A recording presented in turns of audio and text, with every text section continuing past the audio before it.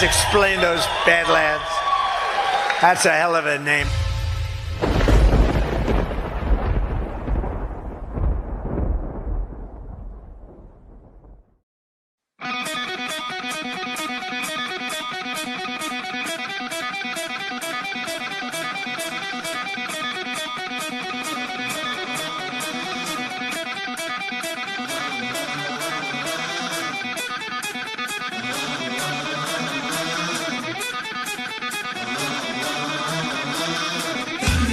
All right, good morning, Badlandia. Welcome to Badlands Daily. It really feels like the cat with the laser pointer. It's like you've led the cat up to the top of the building, and now you're leading it over the edge. President Trump is rebalancing trade around the world and making things more fair for the American people. I think that anytime the deep state can like overcapitalize in whatever situation they have, they're going to. But the rest of it is a very well organized and well funded color revolution operation of the type they run all over the world again and again and again to destabilize entire society.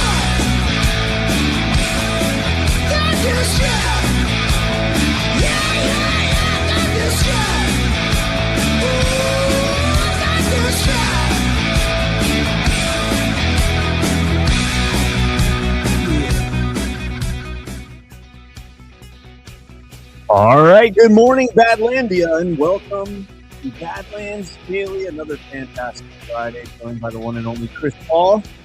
How you doing, brother? I'm good. Fantastic Friday seems like a nice way to describe it.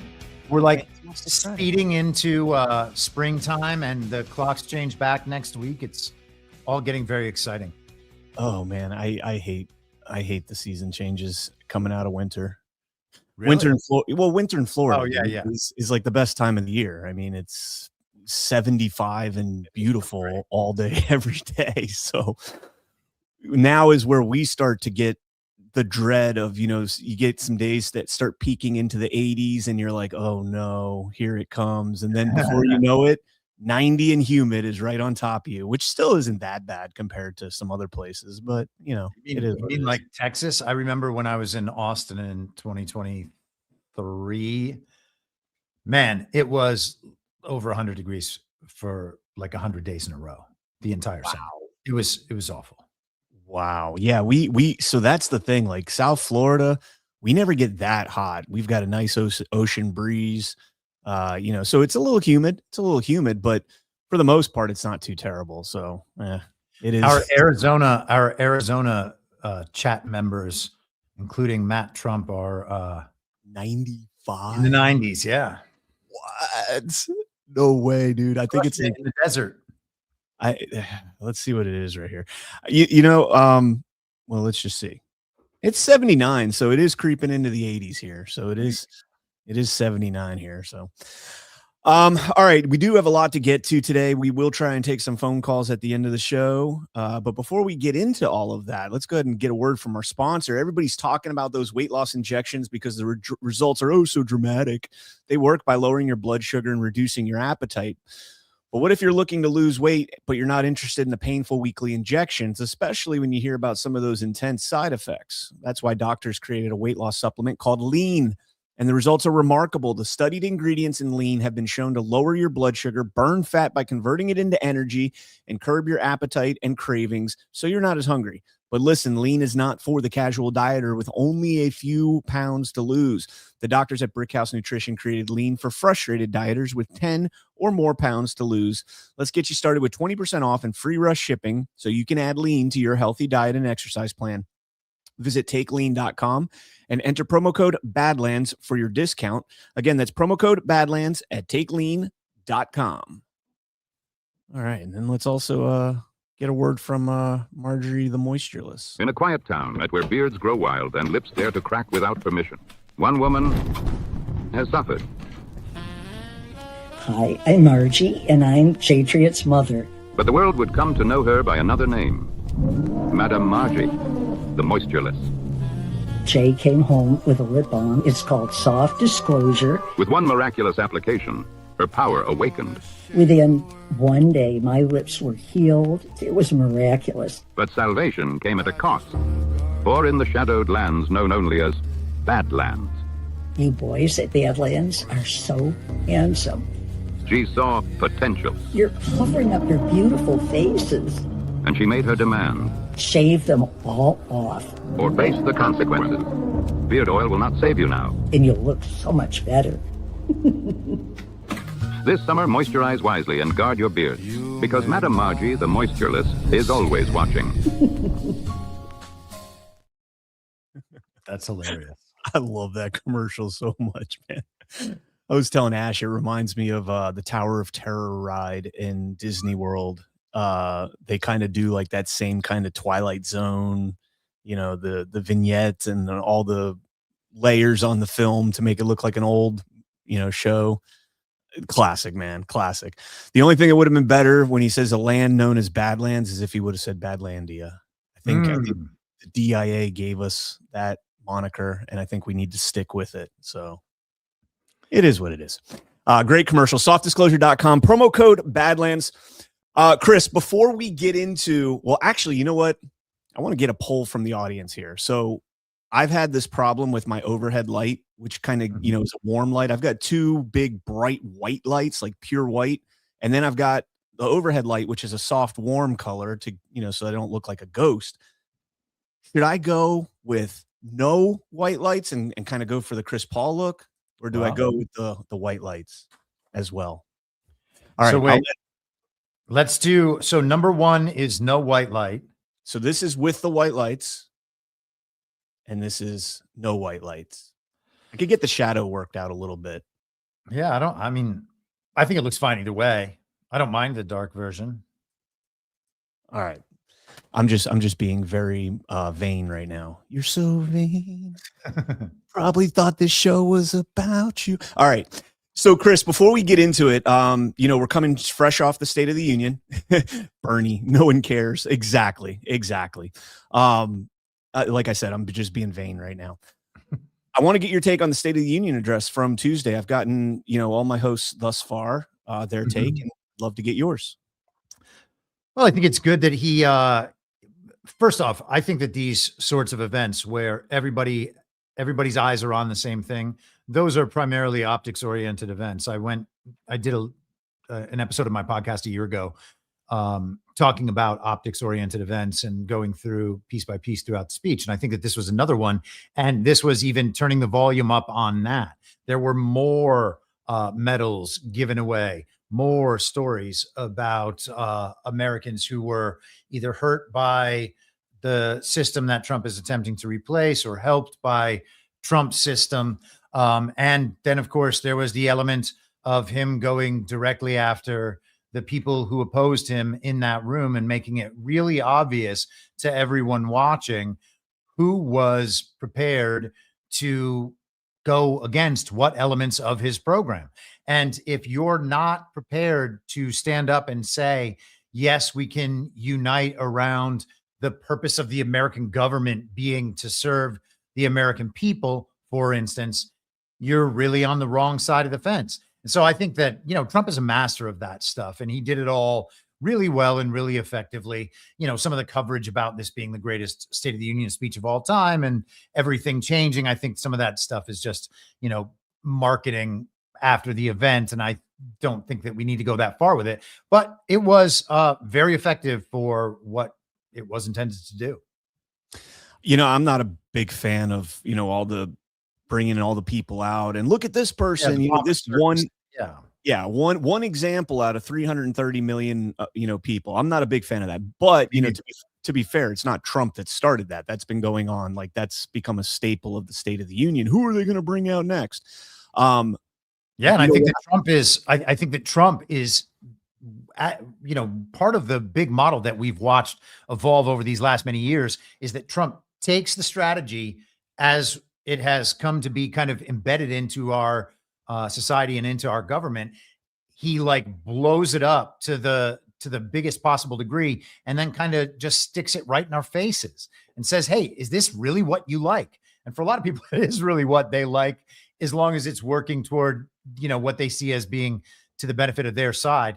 I didn't mean to cut you off, though. Continue. No, you're good. One person, one vote in the chat says, but at Clinton's State of the Union, everyone stood up to protect the U.S. against illegal immigrants. And that video is going kind of viral right now on X. It's a comparison of Trump saying it in 2026 to Bill Clinton saying it in 1995. And Bill Clinton sounds exactly like Donald Trump does right now. We got to deport twice as many illegals as we have right now. They're taking jobs from Americans. They're coming over here and taking resources from the government. We got to get this under control. We need to pass voter identification. It sounds identical. And do you have the video close at hand? I do. Feel like that would be worth putting on the. I definitely bookmarked that video. Somebody tagged me in it yesterday, and I definitely have that bookmarked. Here it is. It is now the Trump volume is a little low. Whoever mixed this didn't do a very good job. Agree with this statement, then stand up and show your support. The first duty of the American government is to protect American citizens, not illegal aliens.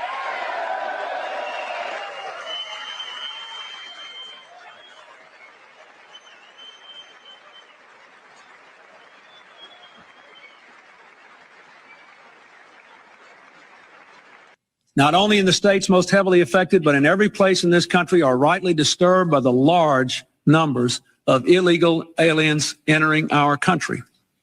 The jobs they hold might otherwise be held by citizens or legal immigrants. The public service they use impose burdens on our taxpayers.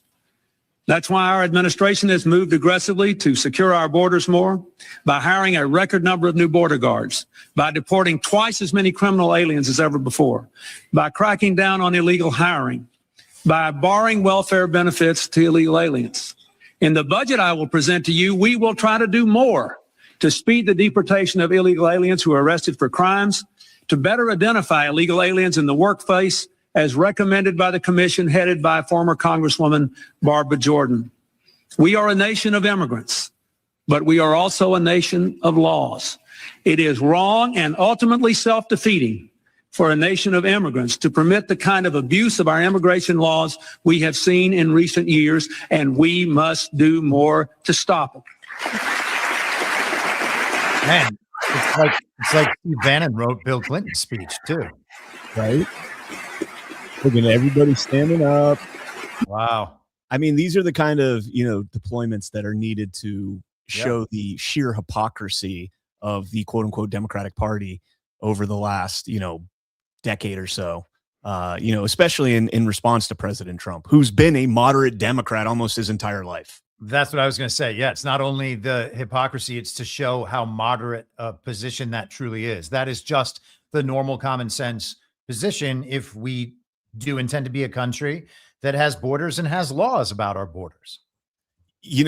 When I was listening to the speech, I was, me and Christy were listening. She was playing her video game or on her phone or something. She doesn't pay much attention to politics. It's not her thing really.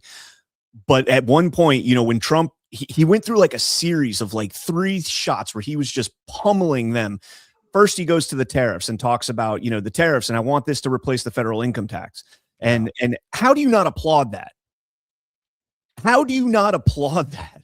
Well, I mean, we're talking about a lot of people whose livelihoods and existence is kind of dependent on the system that taxes remaining in place rather than the system that tariffs taking over. Well, I think on Wednesday, the day after the State of the Union, we covered a story that FedEx is now the first company post SCOTUS tariff IEPA shoot down. FedEx is the first company to sue the federal government for a refund on their tariffs, saying they want $1 billion back in costs that they've had to they've had to undertake as a result of these tariffs. But Chris, we were told the tariffs were a tax on the people, not these corporations. Mm-hmm. So FedEx doesn't have standing to bring that. They weren't a victim of this. We were. So that's an interesting point. I guess we're going to see how the courts adjudicate that. Is FedEx intending to turn around and give that money back to the people they charged? Yeah, right. Their rates are up like 150%. Wow.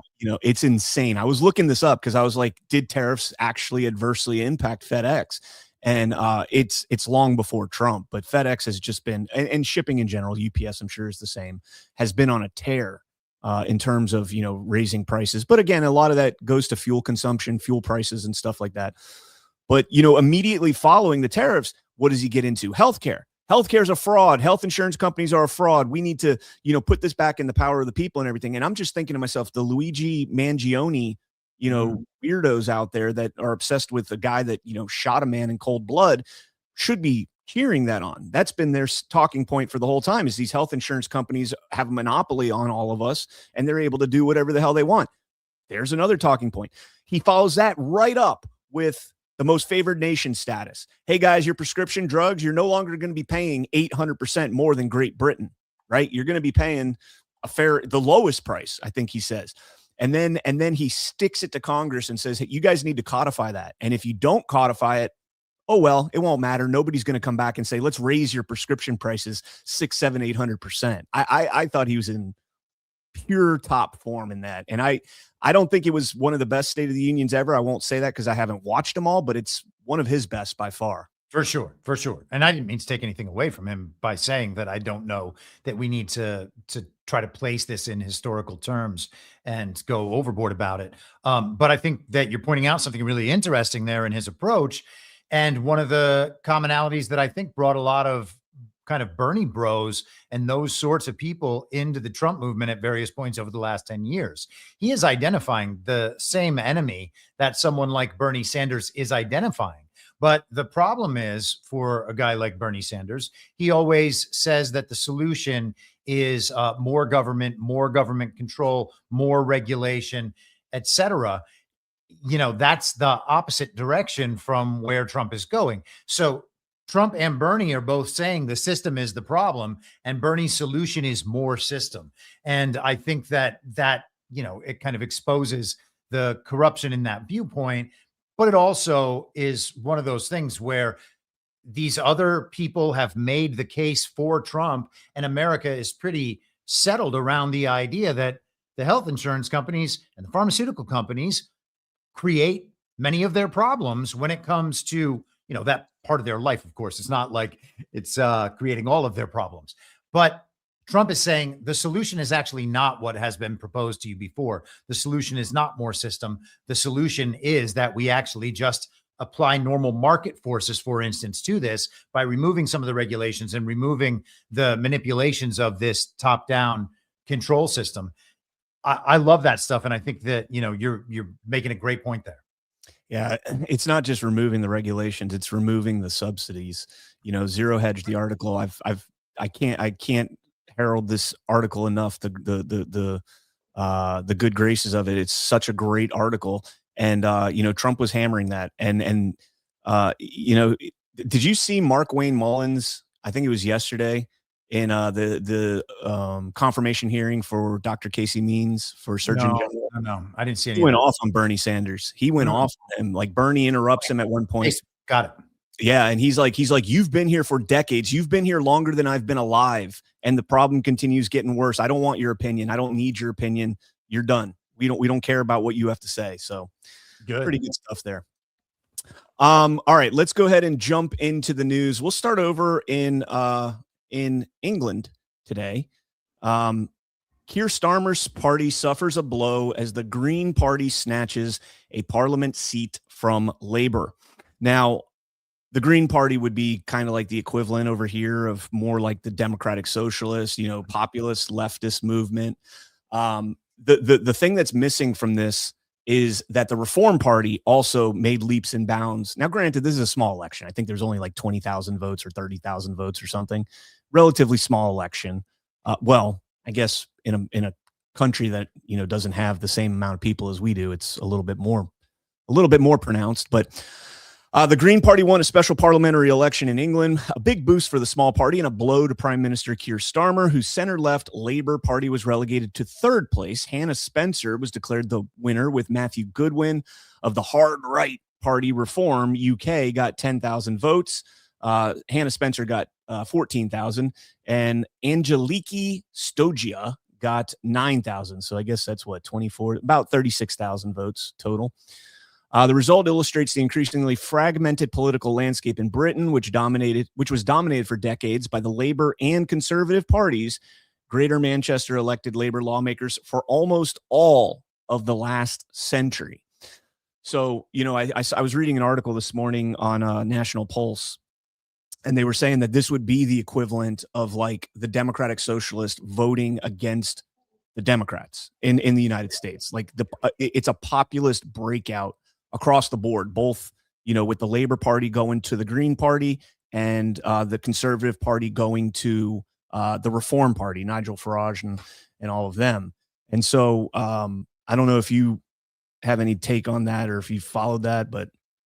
Well, these they have more parties in their system. So part of that is, if AOC and some of the squad members and some of the more progressive members of the Democrat Party were going to brand themselves as somehow against the Democratic Party, this is kind of the sort of thing that you would see. Here we just have this bipartisan illusion, which is really just we're in a one-party state. And so we don't have stuff like this here, but we have the similar narrative movements, right? The quote unquote far left, the squad and those types going against the center of their party, the center, we're told is the center.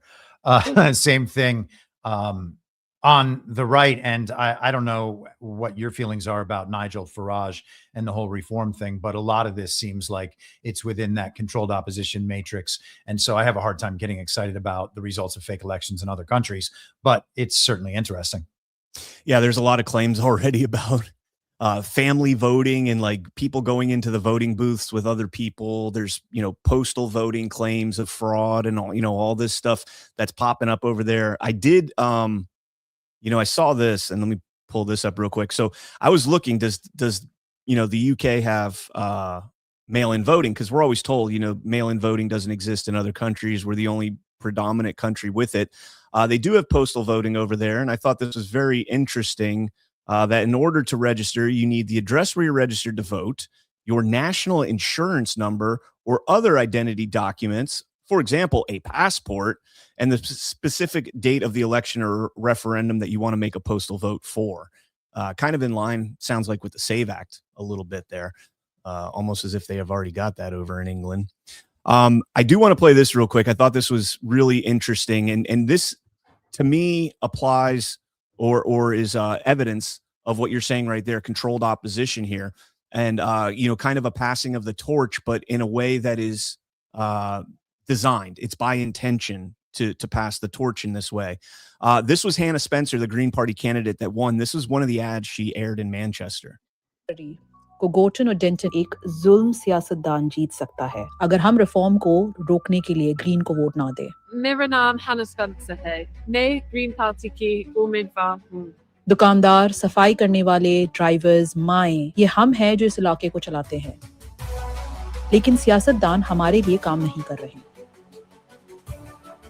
Bills बढ़ते जा रहे हैं, किराए हमें घरों से निकाल रहे हैं। She literally put out an ad, and I think it's like Bengali. The language is called from Bengal. Okay. And, to apply to appeal to, the Muslim voters in that particular area. Now, here's the thing. I mean, I'm not going to pretend for a minute that I know, everything about Islam or anything like that, but I spent some time in some Muslim countries, obviously. And, crowd might not like this, but women are not looked at as, like top tier, right? There is an absolute, what do you call it? Wow. Why is the word not coming? Chauvinism. Yeah. They're very chauvinistic. Men, it's just strange to me that the entire Muslim community would rally behind a blonde-haired woman that is going out and pandering by uttering a couple words in their native tongue in order to get their vote. It feels strange to me.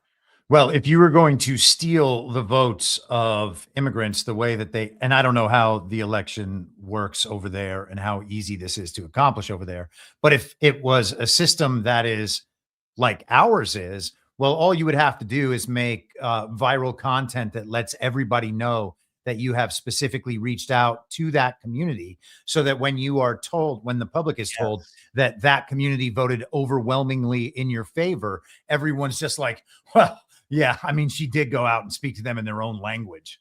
Yep. And she put up Nigel Farage and Donald Trump wearing a Trump hat. And Steve Bannon looked like he was hiling. Yeah. Yeah.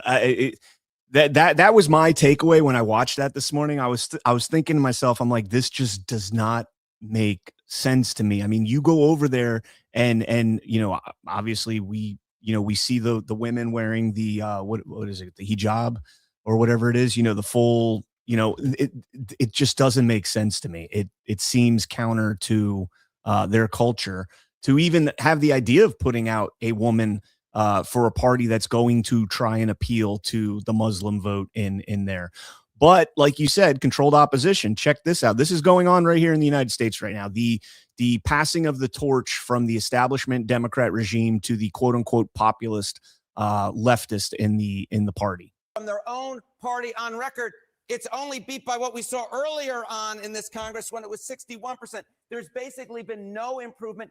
Democrats hate their own congressional leaders. These numbers are awful, awful, awful. This is Democrat on Democrat crime in a manner of speaking here. You got it. Why? Why is there Democrat on Democrat crime? And it just simply comes down to this. They don't think their leaders are fighting enough. Dems who say congressional Dems are doing too little to oppose Donald Trump. In February of 2025, it was 73%. Now that number is up to 78%. Democrats want fighters in Congress, and at this point, they do not believe that the Democrats in Congress are fighting enough to oppose President Trump's agenda. Any difference between the House and Senate leaders? Yeah, okay, so this is, I think, the very key nugget going on. Who are they taking their anger out on? It's not Hakeem Jeffries, the Democratic leader in the House. It's the Democratic Senate leader, Chuck Schumer. You know, you go back to January 2025, you see Jeffries' net favorability rating was at plus 22. It's actually slightly higher now, plus 29. But look at Schumer. Look at Chuck Schumer. He was on the positive side of the ledger. And again, this is among Democrats. He was at plus 11. Now he's underwater at minus 2. I went back and I looked at every single Democratic Senate leader. I looked at all the polling I could. He polls the lowest for any Democratic Senate leader among Democrats dating back in the last 40 years. So to what end? Our boy Shu. So out with the old, in with the new. It's not Hakeem Jeffries, who literally has zero power to fight back against Republicans. If the Republican Party's quote unquote united, Schumer's the only one that actually does have the power, and he's been exercising that power through the filibuster because we have a feckless leadership in the Senate. And so it's kind of interesting that, there's been a lot of rumors. Is AOC going to run to take Schumer's seat in the Senate? I think at this point, I think it's a given. CNN's kind of running the show for that to happen. It was pretty interesting to see that. Not at all unexpected, but interesting. I want to stay on. I had to call an audible. I had that clip up for a little bit later on, but so yesterday we talked about John Thune, the SAVE Act, right? Going back to the State of the Union, President Trump saying that that's the most important thing. Like, get that done now. It should be the next thing that you guys are doing. So I just want to play these two clips. We played them yesterday as well, but I'm just going to play an excerpt of them because, again, the Senate is not a serious place. This seems like a no-brainer. Are you going to put this bill on the floor, even though you won't have the votes to pass it, just to get Democrats on the record? And if so, when? Well, we will. We'll put the Democrats on the record. And it's a stark contrast, Aisha. The Democrats, even in the chamber last night, having to sit there and try and defend allowing non-citizens to vote in American elections. That is a losing proposition for them. So we will get a vote on it. And we are right now in the middle of a government shutdown, so we've got to try and get the government opened up first, but in due time, we will get that up on the floor. We will have a vote on it. We will make sure that the Democrats are on the record.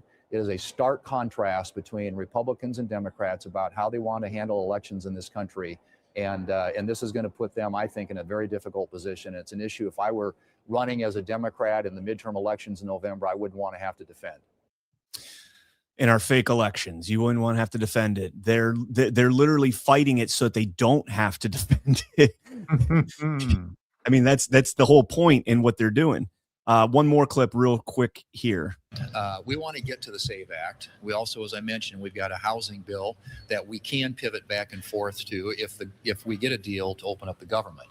That's harder to do once you're in the throes of a talking filibuster. The talking filibuster issue is one on which there is not certainly a unified Republican conference, and there would have to. Okay, so we've got now Thune saying twice basically that we've got more important things that we got to take care of right now. We don't want to get wrapped up in a filibuster. So this is what came out yesterday this is what the Senate's more important things to do. They're having a puppy parade.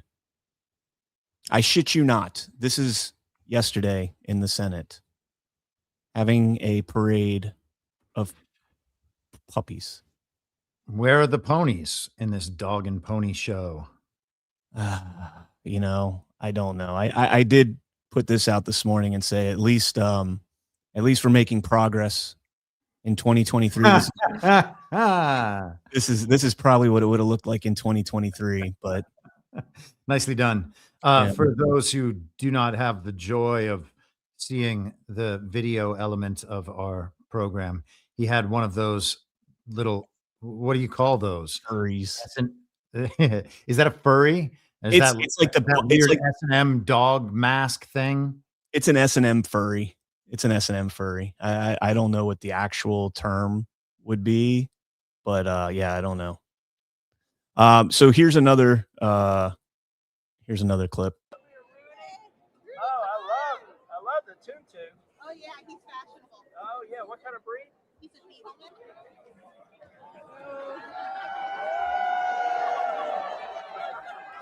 Doggy gras, like potty gras or something. Is that what they?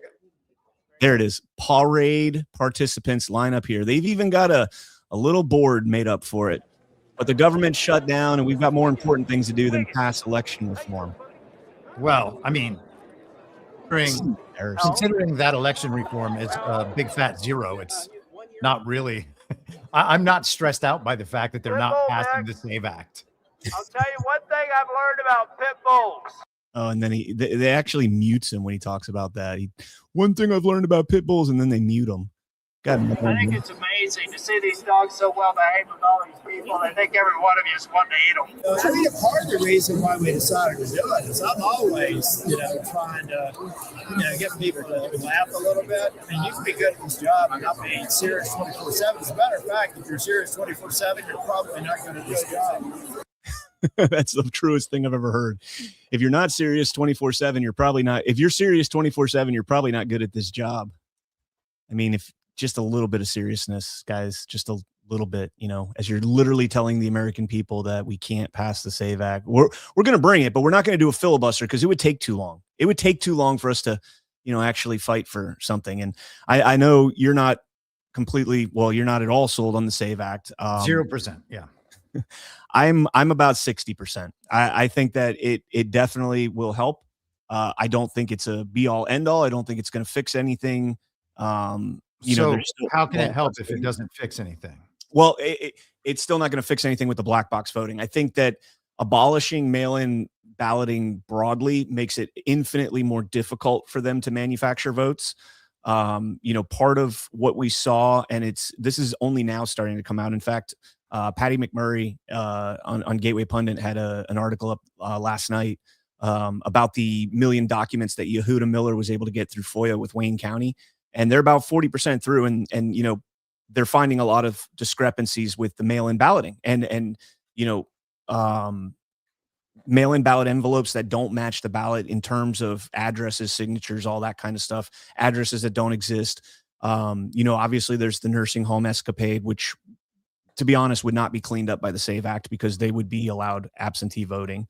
Mm-hmm. But I think that there are things in place with the SAVE Act that will make it more difficult to cheat. Still not impossible. I mean, ultimately, it comes down to the black box voting machines and having accountability to provide transparency with the ballots and be able to physically inspect them like they're doing in Fulton County now. I just saw Shasta County, California, or Shasta. I can't remember which way you say that. but they seized ballots out there. There's another place that seized ballots. I was sent a couple articles this morning. I wasn't able to read them yet, from Jennifer Asper on X. Fantastic. I mean, she just aggregates everything. Fantastic. And so, yeah, I think the SAVE Act is a move in the right direction.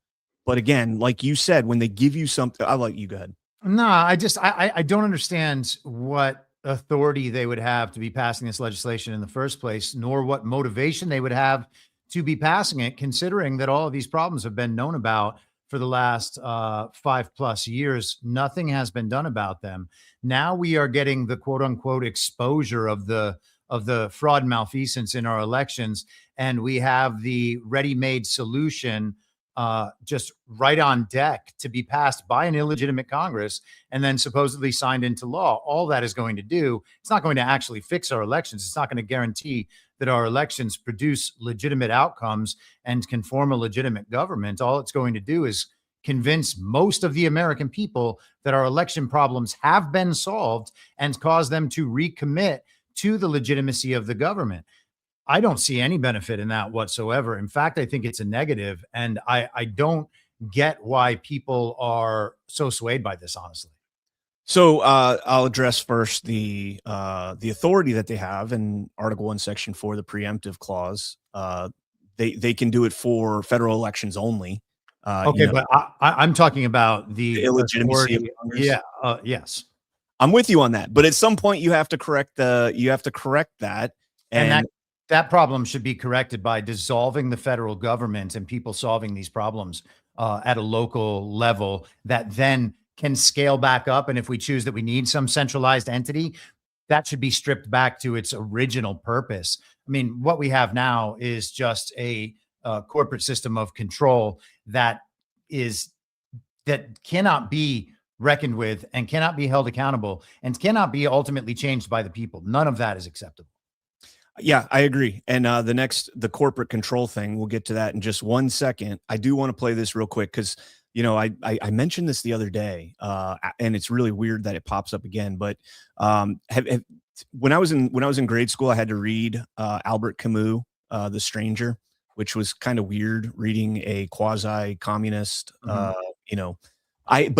believe it or not, I actually enjoyed that book. I don't remember much from it, but one of the things I do remember is Solomon and his dog. And, Camus saying that, dogs look like their people, their owners. Tell me that this senator, and I don't even know who it is, doesn't look like his freaking dog. You haven't been hanging around the Senate button. Come on in. All right, so that's Baby Dog Justice. That's the dog's name, by the way.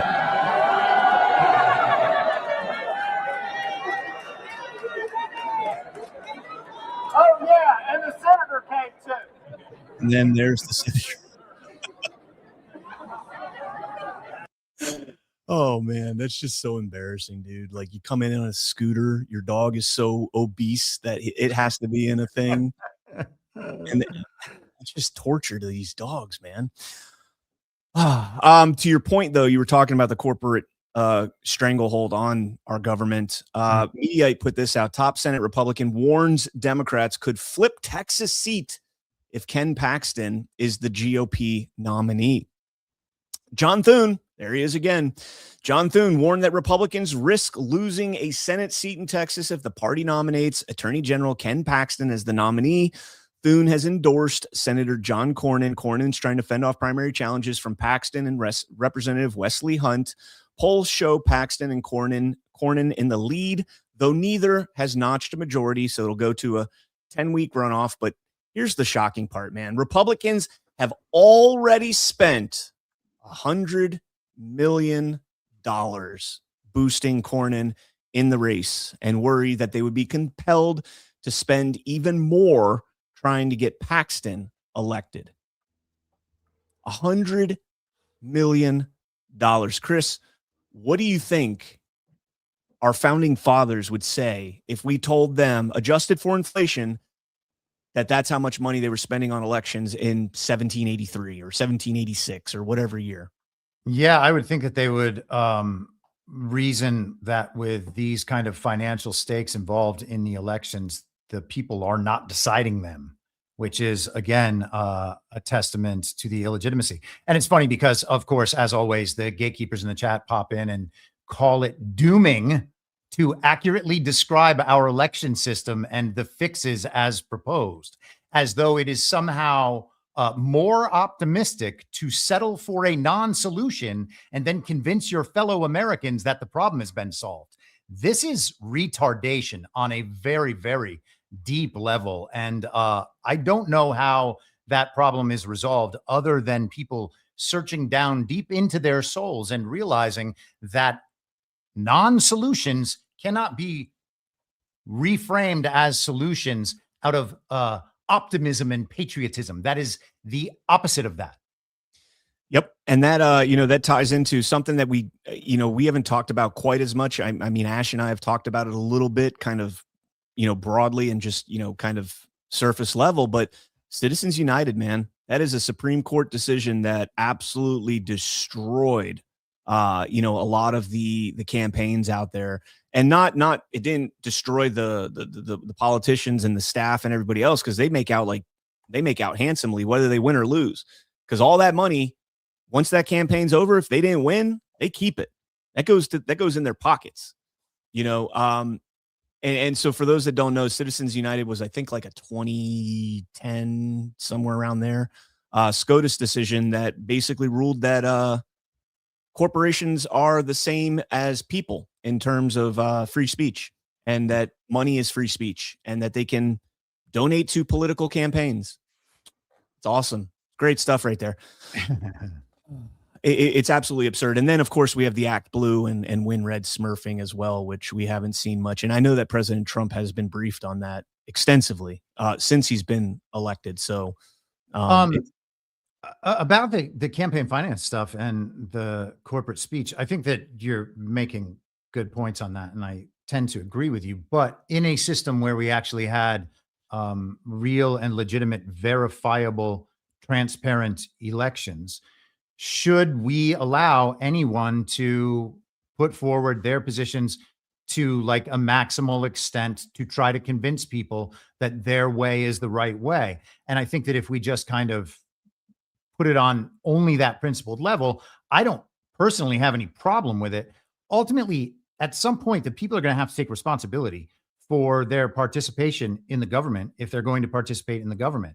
And like actually getting through these decisions is kind of an important thing if we want to have a representative government. If we're just going to decide that it's better when the R's win or better when the D's win, and that's going to be the extent of the analysis, it doesn't matter how much money is spent to achieve the result, nor by whom, because it's just the flip of a coin and it's the same result either way. It's a uniparty.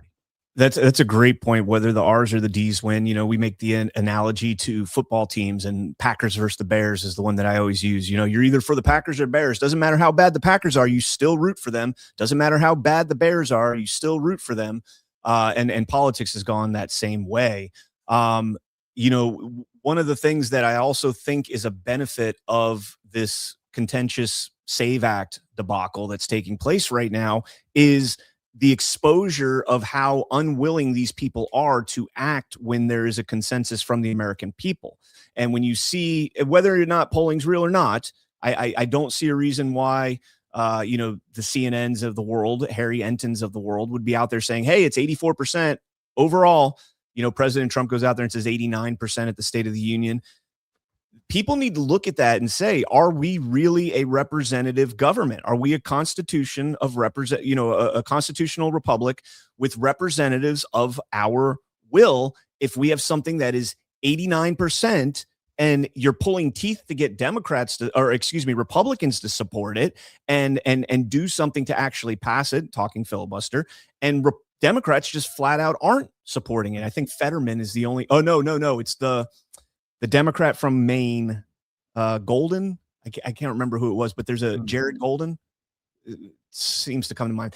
But my point is that are we a representative government when you have that large of a majority supporting something and we can't even get a vote on it, nonetheless, you know, a rules change to get this across the finish line? I don't know. Yeah. I mean, I guess we're going to see how the situation evolves.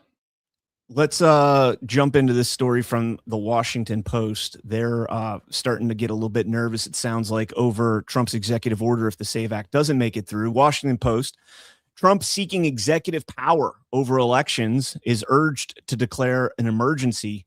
Pro-Trump activists are in coordination with the White House and are circulating a 17-page draft executive order that claims China interfered in the 2020 election as a basis to declare a national emergency that would unlock extraordinary presidential power over voting. Quote, under the Constitution, it is the legislatures and states that really control how a state conducts its elections, and the president doesn't have any power to do that, says Peter Tickton. But here we have a situation where the president is aware that there are foreign interests that are interfering in our election processes. That causes a national emergency where the president has to be able to deal with it. It's interesting that it's China and not Venezuela, because that's been the drum. Maybe Ash and I are actually having an effect, and they're like, yeah, we can't put this Venezuela story out there because it's utter nonsense. But you know more about this than I do. Is this an allusion to 13848? What do you mean? Is this an allusion to that? Like, is that what they're referring to? I think it's actually referred to in this article, the executive order, right? No, this is a new. No, right. it's not mentioned. Just do find and see if you can see executive in this article. I read this last night and I'm almost sure it's there. So, okay, let's see. One more. I can't read all of their articles the whole way. I try to. It says well, let me read this. The emergency would empower the president to ban mail ballots and voting machines as vectors of foreign interference. Tickton represents Tina Peters, former Colorado County clerk, imprisoned on state charges arising from breaking into voting equipment. What a misrepresentation by the Washington Post right there. Trump said he pardoned her in December. I will be presenting them shortly in the form of an executive order, Trump said. That was when he said, if they don't pass the SAVE Act, I've got an ace up my sleeve. What that executive order could look like in the draft circulating among activists has not been previously reported. Talks about Jerome Corsi, who circulated the draft executive order in July. The stage is largely being set by the revelations coming out of foreign powers being involved in the influencing the 2020 election. A 2018 executive order. There we go. Okay, there it is. There it is. Yep. A presidential emergency on elections has never been tested in court. As precedent, the activist points to a 2018 executive order that declared an emergency to impose sanctions on foreign entities targeting election infrastructure. Biden repeatedly extended that emergency, and in 2024, the Treasury Department used the order to place Iranian and Russian entities under sanctions. Trump also signed an executive order last March, to require proof of citizenship on voter registration forms and withhold funding from states accepting mail ballots after Election Day. Courts in 5 cases blocked parts of the order, with 3 of them pending appeal and another awaiting a ruling, according to a litigation tracker compiled, blah, blah, blah. So, yeah, I guess it did make an allusion. I can't make it through an entire WAPO article, man. Get down to the bullshit at the bottom where they just take shots at Trump or, whatever it is. And, yeah. So I thought that was pretty interesting. I'm curious to see. I am skeptic about Peter Tickton's involvement in this and the fact that the Washington Post is the one out there talking about him. I'm sure we'll get the first leak of the executive order from, either Patrick Byrne or Emerald Robinson or somebody that's been in that foreign interference camp for the last, maybe Ralph Pizzullo or Gary Bernstein will come out and expose that new executive order. But yeah, I think that would be very telling if it was those people coming out with the draft executive order. I think that's a wise insight. We may end up seeing that. It's interesting that the 4 big bad adversarial countries are the ones blamed for this: Russia, China, Iran, and Venezuela. These are the people who've been stealing our elections. Well, that's just obviously not true, because even if the claims that these countries had interfered in various ways were true, they still wouldn't be primarily responsible for stealing our elections. First of all, our elections are fake. Second of all, they're run by people in the United States who aren't doing their jobs to prevent this sort of thing. And the systems aren't transparent. None of it is verifiable. And then it's American courts that make sure no one can ever check. So Bubba Ganoush says, sorry, I believe there was foreign interference. Sidney Powell is someone that I trust. Sidney Powell got all her information from these people. All of that came from these people. Yeah. Also, like, trusting strangers is not CIA strangers. Yeah, yes. And you can actually just remove these options through logical deduction. You don't need to trust that someone has proof of something and that story is somehow going to come true. Even if everything that she ever said, and I like Sidney Powell, but even if everything she ever said about elections was true, it still doesn't get us past the problem as we just described it. Yes. So when all of this took place, and I was on board with it, I was all in on the crack-in and, all that stuff. Sure. And then the book came out, and there was 4 years between the book, and I started looking at everything, and I'm like, there's no foreign interference in this. This is all local stuff. This is all local shit. This is universal mail-in balloting. This is, NGO involvement in elections and having access to voter rolls in real time and being able to send out text messages and printing presses. You got printers that are printing ballots on the East and West Coast and dropping them off en masse. This doesn't feel like the foreign interference that we were told. And, I was very engaged with people, behind the scenes that were investigating this, and it just never came to fruition. Now, that's not to say that Sidney Powell didn't take every single thing that was presented to her and investigate it as quickly as she could. Remember, they had like 2 months to do this. And this is something that takes years to unpack and still hasn't been unpacked. But we're sitting here covering this book, and, me and Ash doing it on Badlands Book Club with Colonel Towner joining us. And we have not seen a single shred of evidence yet that there's any Venezuelan involvement in this. They keep saying, well, the real owners of Smartmatic are Diosdado Cabello and Jorge Rodriguez. And we're like, okay, show us proof. Well, you just have to trust us because our whistleblower said so. Oh, okay. And then, like, this last chapter we just read, they name like 4 people that are involved in this, right? That are involved in this Venezuelan stealing of our elections. Every single one of them is in the United States. Literally every single one. There was one thing I made a joke of it. I'm reading this printout that they put in the book. It's a PowerPoint presentation that they use to display all this. And it's the United Kingdom, Florida. It's nothing is tying back to Venezuela. So the whole reason I'm saying this is I hope that the basis of this, and again, I got to assume President Trump has more information than we could ever dream of having, in terms of this. But if the information that he's using to do this is going to be the information that's presented in that book, we're screwed. We are screwed. Yeah. People want the solution. And I understand that people want the solution. I would like the solution as well. But I don't want a bad solution. And I don't want to spend our time making the case to our fellow Americans who are unconvinced based on really bad and obviously false evidence. And it's strange to me that the people who say that they're so committed to truth and that they trust the plan and all this shit, that they don't actually care about whether or not the things they're saying are true when they're taking the case to the American people. How do you think you're going to make the case to the American people when you don't know what you're talking about? It really is just baffling that we are still stuck in this same position in 2026. And you can see it in every chat on every Badlands show. The little gatekeepers pop in and they try to make friends with everyone in the chat and then try to move all those people against any point that doesn't fall under the story as it's been told to us by people who don't know the story. It is absolutely maddening. And I don't know how anyone is still taking this stuff seriously.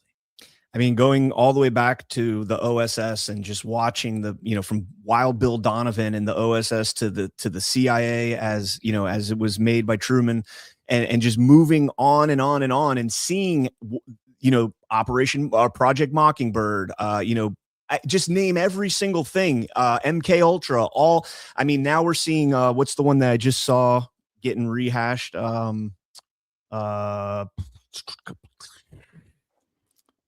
I can't think of it off the top of my head. It's like Project Hammer or something like that.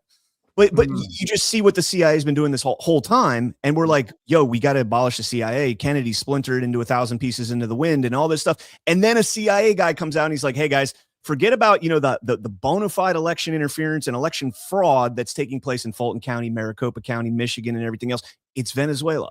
And Venezuela can control elections in 72 countries, but they're sanctioned by all 72 of those countries. They have yet to put a favorable regime in any country that they can manipulate elections from. They're the stupidest sons of bitches in the world if they can actually control elections throughout the globe because of their software. It's just so absurd. And then, of course, we invite Patrick Byrne on our show and we say, hey, come on in. Cancels as the intro's rolling. And then like a day later, he's like, oh, by the way, I'm CIA. After explicitly writing in his memoir, I've never worked with the CIA and I am not CIA. Comes out and he's like, yeah, I'm CIA, guys. Come on. Let's say you had the ability to determine the outcome of elections in 72 different nations. Don't you think that what you would do is build a one world global order under your philosophy? You know, that sounds like something that you would do. Yeah. And it turns out that that's something that they have done, is build the one world liberal international rules-based order with the election system. And whenever they have a country around the world that's not going along with it, what do they say? Well, we need real elections in that country. And Venezuela is one of the #1 targets for their election system. Strange how that works. It's like it's just been flipped upside down and turned into its opposite, and then sold to us by total grifters and somehow believed by people who claim to be committed to the truth. Again, it's just too confusing. Artichoke. That's what it was. Operation Artichoke is the one I was thinking of. Hey, Chris, by the way, your little thing there about, you know, wouldn't you put together like a one world order? Who's the parent company of Smartmatic? It's I think it's called SGO Corp. Oh, you know more about this than me. What is SGO Corp? And you know who's the chairman of the board of SGO Corp, or at least at the 2020 election now? I think he's just just the Mark Malloch Brown thing. And interestingly, Mark Malloch Brown was the chairman of the International Crisis Group, who wrote that long report on Venezuela and how they were going to remove Maduro by installing their election system in Venezuela. It's strange how that comes back around. And again, isn't it odd that like the gatekeepers from the so-called Truth and Q communities who pop up in chat still go after the Maduro steals our elections thing? It's like they've been totally hoodwinked and think that they are the smartest people in the world. Well, they've got credentialed CIA assets that are telling them, you know, as Colonel Towner calls them, the Praetorian Guard of the globalist is the CIA, the Mossad, all the Five Eyes intelligence agencies, the Praetorian Guard. They operate at the behest of the London bankers, which is where SGO Corp is based. Yeah, I just, this is the worst op, and it's got people duped into it. Like people are like hook, line, and sinker because it is confirmation bias. It says what they want to hear. It says what, you know, big voices are saying, and they feel great about it. And it's like, guys, just fundamentally look at how retarded this is. Yeah. And well, it gives a very clean explanation that mirrors the one that people accepted many years ago. And then it suggests that the solution proposed by the people putting that explanation forward must be the right one because they're the ones who have properly identified the problem. That's just not true. All right, let's take a quick break here. You got to come on Why We Vote one of these days, man. We got to get you. Have you been on Why We Vote yet? Yes, once, but not in a while. We got to get you on one of these days. Let's go ahead and get a word from one of our sponsors here, and let me make sure that everything's working right. We've had some issues with this on the back end for a little bit, so I'm trying to check this out here. All right, there we go. We've got the thing working there. So guys, they can freeze your accounts. They can shut off your cards. They can lock you out of your own money overnight. banks don't protect you. How rich, man. Banks don't protect you. They control you. That's why real financial freedom starts with ownership.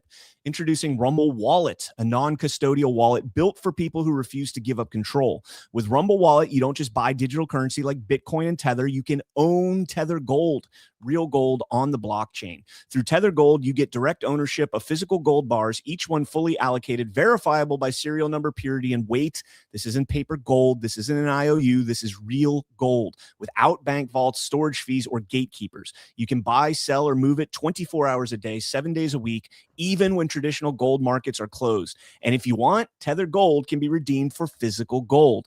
That's power. And when you support creators on Rumble, you can tip them directly using Rumble Wallet, peer-to-peer and outside the banking system. No permissions, no middlemen, no cancel button. The wallet is yours forever. All right. And thank you to Rumble Wallet. What an appropriate ad to have right there. You know, the one last thing I want to say on this, and I'm sorry, this is my passion. So election integrity and all that, that's, you know, kind of my wheelhouse. So the last thing I want to say is, you know, everything you're seeing right now in Georgia that's taking place with the FBI, the DOJ, if you guys listen to, you know, Why We Vote, my podcast and everything else, this is stuff that we've been hounding on for 3 years now. Okay. And the people that did this incredible investigation down there, you know, I've been closely, you know, talking with them and everything else for the last 3 years. And I can tell you right now, there is no sign of foreign interference in anything that's come about from this. And it is the furthest that we've gotten in terms of any type of accountability for the 2020 election and elections in general. And it's all based on hardworking Americans that got down and got their shit together and started digging through things and taking an interest in what's going on. And now everybody's like, oh, the CIA says it's Venezuela, so I totally believe that it's Venezuela. It just, guys, let's be smart here. There is, just to say this quickly, there is a mistake being made in chat. Someone has gotten the impression that you and I do not believe there is foreign interference in our... No, not at all. Yeah, exactly. I believe that we have a foreign occupation in Washington, D.C. All of this is foreign interference, okay? That is what it is for our politicians to be serving a global entity. That is them serving another country that is not ours, and it's not technically a country. But neither you or I have at any point suggested that there is not foreign interference in our elections. The thing is we don't necessarily call it foreign interference as much because foreign interference has a negative connotation, and you think of hostile nations like Iran, Russia, China, Venezuela. In reality, it's more London and you know, more of the NATO allies. I mean, the globalists that are you know, the World Economic Forum, those kinds of outlets, the people associated with those groups are the people that have that control. Now, are they directly, I mean, is Lord Malik Brown walking around in Georgia telling people, you know, stealing elections? No. But the apparatus is put in place by them because we have politicians in this country that are bought and paid for by those conglomerates. That's what we're saying when there's foreign interference. It's not Venezuela, the third world country down there that's rich beyond their means if they could actually get it out there, but they're sanctioned by every damn nation in the world, and so they can't do anything with their abundance of resources. And why is that? Because if we did, Venezuela would rise to a superpower immediately. If Venezuela had the ability to you know, sell their oil on the market, sell their gold, get their resources out there. Oh, but they're a drug cartel. They're not. Yes, it's crazy. Here's another way to approach it, and maybe this will be easier for people to understand. We have a pretty good understanding in this community of what false flag events are.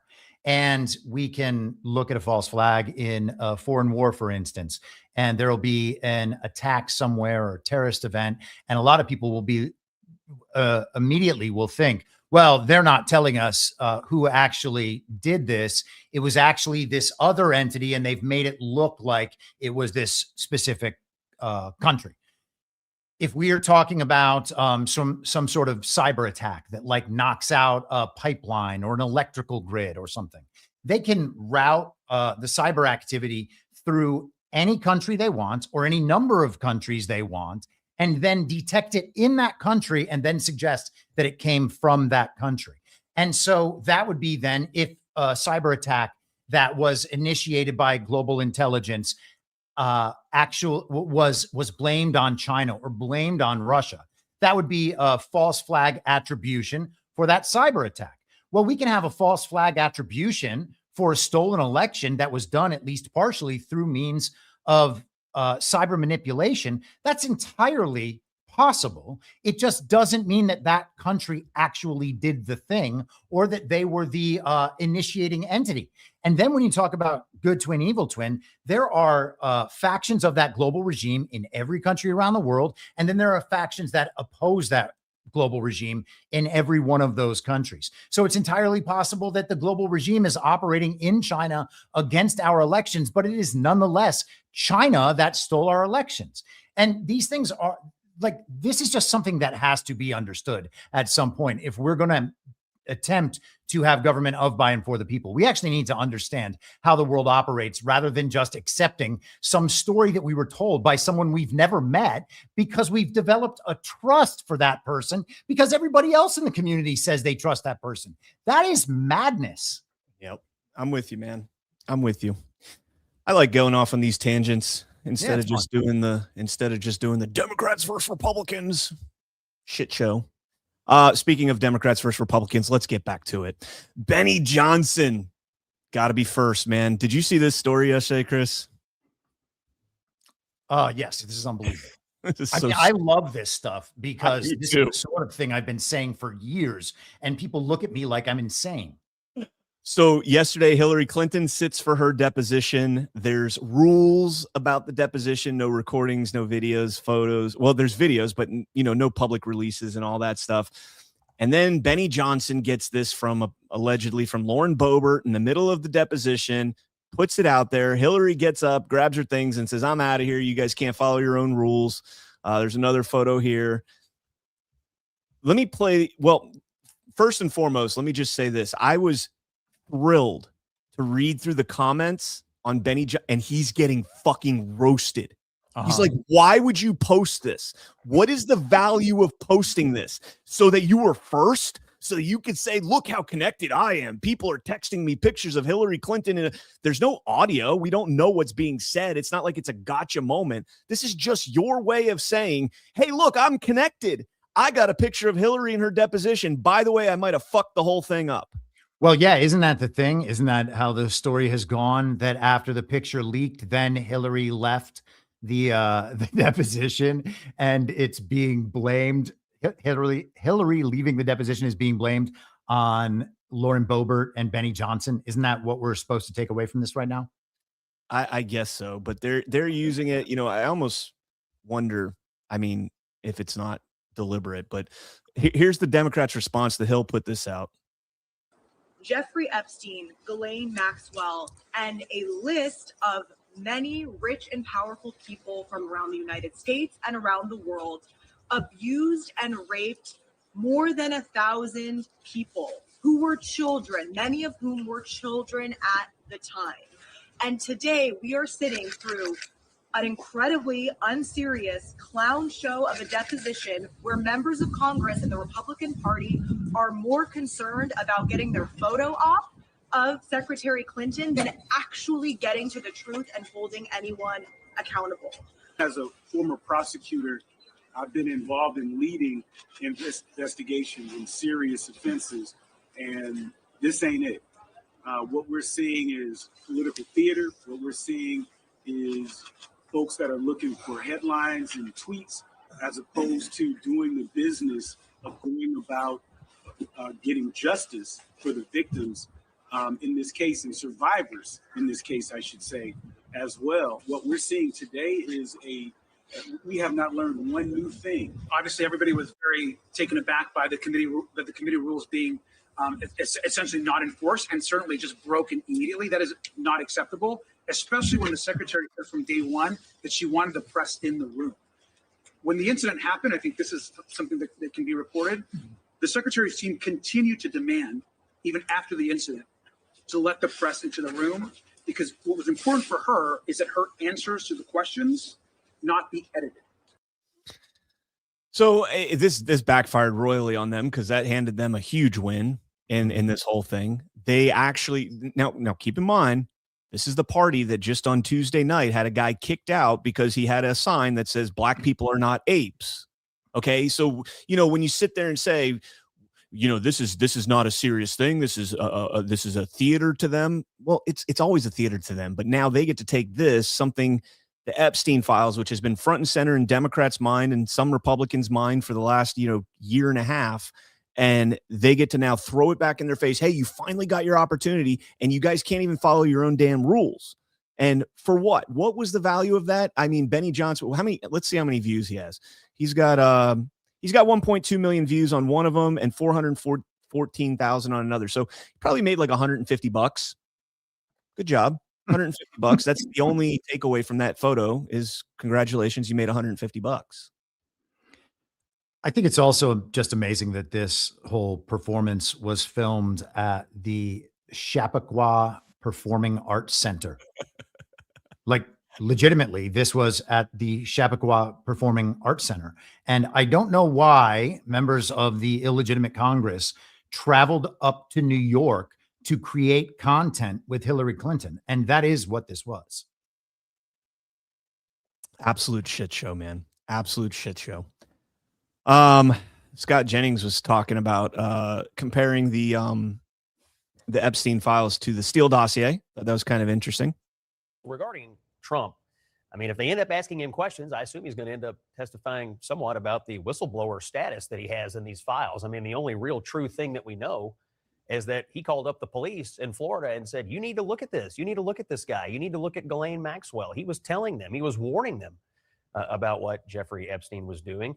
And although you're being quite clear that the president has never been accused of anything, any wrongdoing, you have Democrat after Democrat after Democrat, even Hillary Clinton just a little while ago, all too happy to go on television and cast aspersions on his character using this idea that, well, his name appears in the files. They're trying to mislead the American people. It's the Steele dossier all over again. That's all this is. No, Let's just throw out some things and hope it sticks, even though there's no evidence whatsoever. Hold on. The Steele dossier is completely unrelated to what we're talking about. It is, because it was a bunch of uncorroborated crap, and you're trying to stick it to the guy. That's not what I'm doing. The Democrats. The Democrats. The thing, if Donald Trump is in fact the whistleblower, and it is shown to be the whistleblower exclusively in these files, why did he fight so hard to prevent Congress from passing this law in the first place? All right, so I'm not going to keep going. We can end there. Jennings goes on to say he signed the law. What are you talking about? And they say, well, he fought it tooth and nail. Again, not a popular take right now because everybody's like, oh, nobody's being arrested for the Epstein files. Well, show me one thing. One piece of evidence that you could take to a court right now and get a conviction on. Nobody can. But what you can do is if you have a case that's being built, if you have a guy that was a whistleblower, I prefer to use confidential informant. That's my take, is that Trump has been a CI on this the whole time. Mm-hmm. And if he was a CI on this the whole time, you're not going to compromise an investigation by just taking everything and throwing it out there. So that's where I wanted to stop. Why was Trump fighting so hard to keep this, out of the public? Why? Because you did this dump and now a million conspiracies and everything else are running around there. People are getting drugged through the mud that had nothing to do with this. People's names, Marjorie Taylor Greene's name was in there. She wasn't even in Congress till after Epstein was already quote unquote dead. Go ahead. I'll land that. No, that was great. I don't have anything to add. All right. Well, then let's jump into, this was kind of interesting. Now like him or not, Kristi Noem was on Patrick Bet David. And I don't know if you heard this, but, apparently she's had, well, first and foremost, we got our burn bags. Remember the burn bags in the FBI that Patel and Bongino found? And we're like, we found these burn bags that they were going to destroy evidence. Well, we've got the DHS equivalent of that now, but also we found out that she's been, they spied on her. Check this out. I can't believe what I found since I've been in this department. I just found the other day a whole room on this campus that was a secret SCIF, secure facility that had files nobody knew existed. So we just happened to have an employee walk by a door and wonder what it was and started asking questions. We went in there. There was individuals working there that had secret files that nobody knew about on some of these most controversial topics like that. And now I've got that turned over to attorneys and we're getting to the bottom of what exactly happened there. We have CBP, which is Customs and Border Protection. They know every traveler that comes into this country, every good that comes in. They're the ones who assess and collect all of the tariffs. But the information that they had on travelers that came in during COVID, what our national labs, which I also have national labs under my jurisdiction, they're scientists that participated with that Wuhan lab, how they were traveling back and forth between each other and working on those experiments. It's been eye-opening. And I'll tell you, Patrick, even from the time I came into this office, it was, Elon and his team were extremely helpful to me. They helped me identify that some of my own employees in my department had downloaded software on my phone and my laptop to spy on me. Stop it. To record our meetings. Wow. They had done that to several of the politicals. Wow. And so we ended up bringing in people. And that was something that if you didn't have those technology experts here in the department looking at all of our laptops and our phones and recognizing that kind of software, it would still be happening today. So one of the things I need to do and continue to do is partner with technology companies and experts to bring them in and help us. Because many times in government, and especially in this department, which was extremely neglected, we were just behind and not up to the standard we should be at. I remember the first 4 months, I couldn't even send a PowerPoint over email from the Department of Homeland Security servers that was longer than 6 pages long. So the backwards thinking of protecting our country was extremely detrimental to keeping us safe. And many times the deep state, I think what I tell people most of the time is I always believed when people talked about the deep state before that it existed. I never would have dreamed that it was as bad as it is. It is. I'm still every day trying to dig out people who don't love America, that not just work at this department, but also work throughout the federal government. All right. So a lot to unpack there.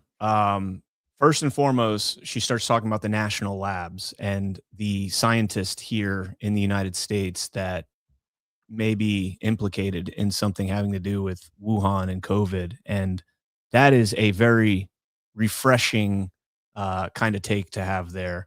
There's been so much between, the DASAC, the Eco Health Alliance, Dr. What was his name? Barrick up in UNC.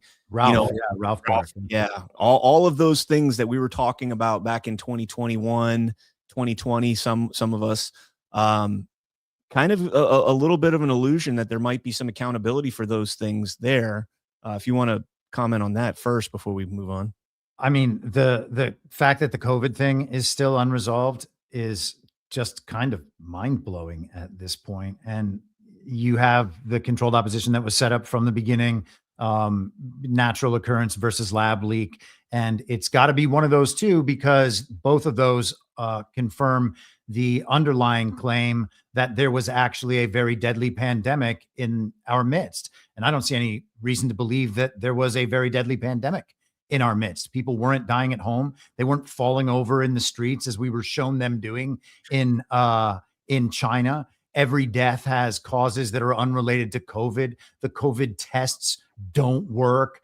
The deaths occurred in hospitals. The deaths were results of the hospital protocol in response to the disease that they couldn't confirm the existence of. They marked people down likely COVID. I mean, you can just keep running down the list of anomalies and problems with the story as it's been told. There's nothing at the bottom of that story except that we went along with it because they flashed big numbers on television.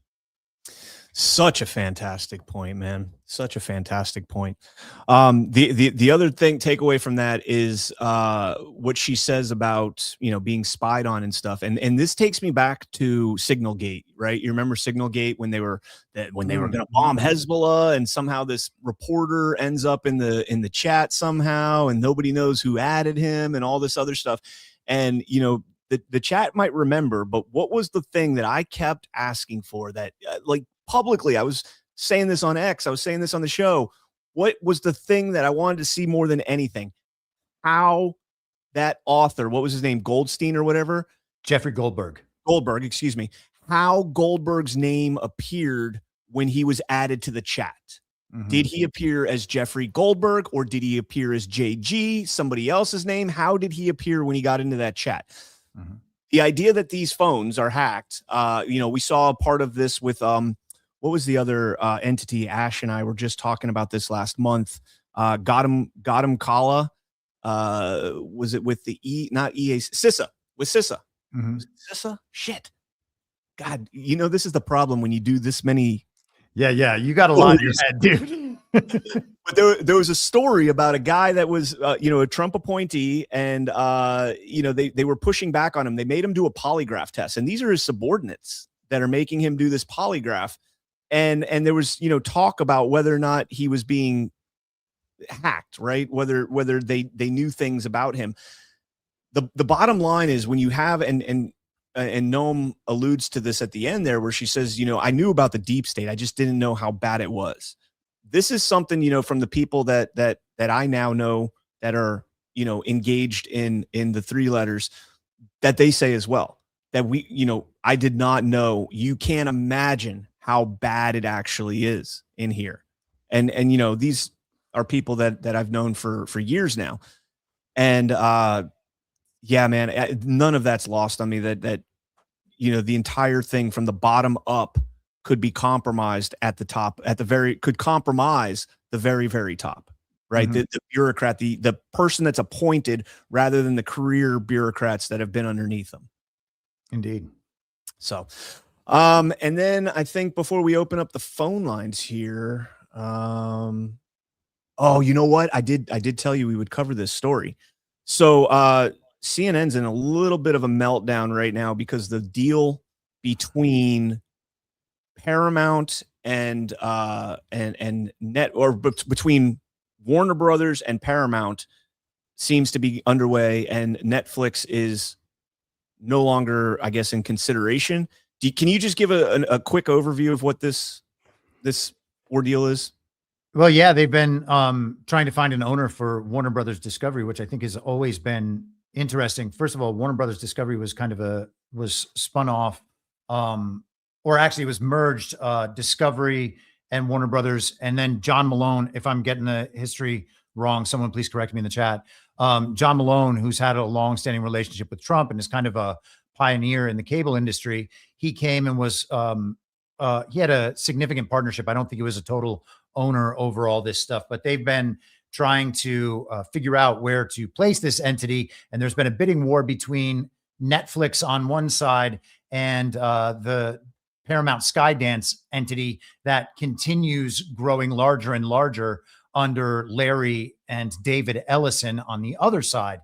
And the Netflix deal was kind of rushed through, and they were trying to make it look like it was all a done deal and nothing was going to happen. This thing settled, the board is approved.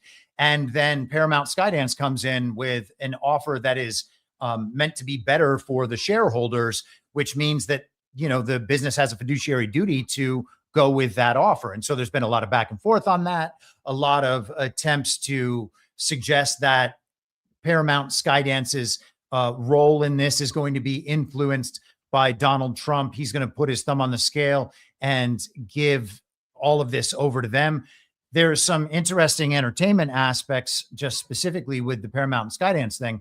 They are more committed to a movie theater kind of resurgence than the other deal would have driven. And I think that that's really interesting, just because a lot of us, myself in particular, but I imagine a lot of people in the audience, really like going to the movies and don't enjoy the new way of doing things quite so much. So the idea that that's going to be resurgent kind of makes me want that Paramount option a little bit more. We can talk about Netflix with Susan Rice and the rest of it and how that's undesirable on some level.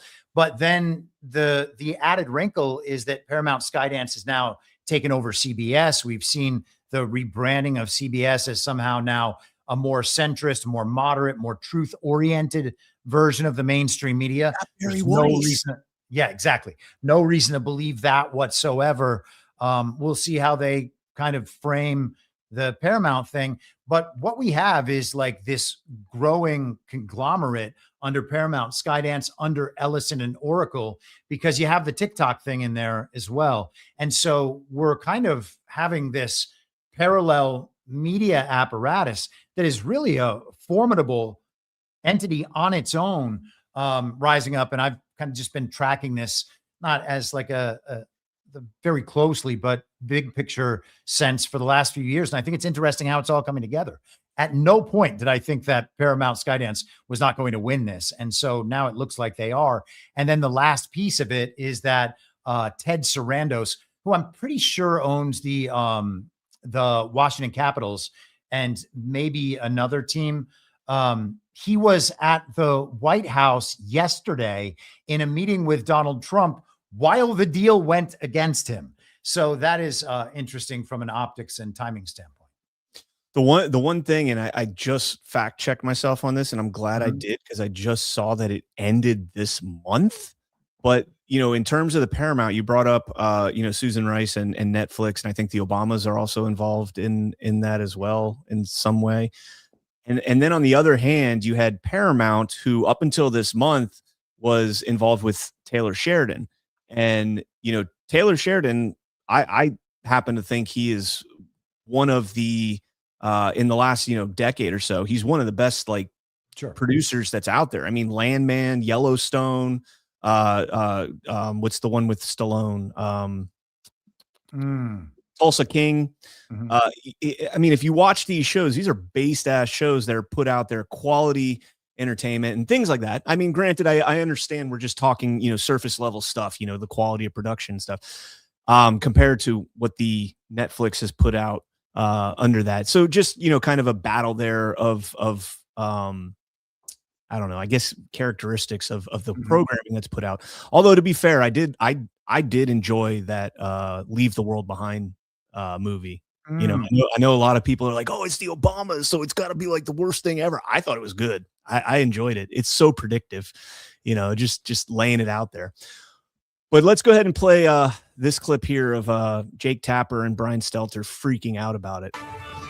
So we have some breaking news internationally that affects everybody I'm looking at right now in the studio. Moments ago, Netflix said it is declining to raise its offer for the purchase of Warner Brothers Studios and HBO, following the Warner Brothers Discovery Board's determination that Paramount, which is not just going for Warner Brothers Studios and HBO, but also the whole enchilada, including us here at CNN, Paramount has submitted a superior offer, according to Warner Brothers Discovery's board. As I've noted, Warner Brothers Discovery is the parent company of CNN. So let's get right to CNN Chief Media Analyst Brian Stelter. So let's start with the question, why did Netflix walk away? Ted Sarandos and others in Netflix made it very clear they really wanted Warner Brothers Studios and they really wanted HBO. Right. In this corporate tug of war, it seems Netflix has suddenly let go of the rope. There's a lot, of course, that could still happen here. But the big news this afternoon is that Paramount suddenly is in a much stronger position to take over CNN and the rest of the Warner Bros. Discovery company, which includes HBO and the Warner Bros. Movie Studio and all those other assets. Paramount is the company that essentially put this into play last summer. New CEO David Ellison, shortly after taking over Paramount, CBS, that part of the media world, then set his sights on WBD.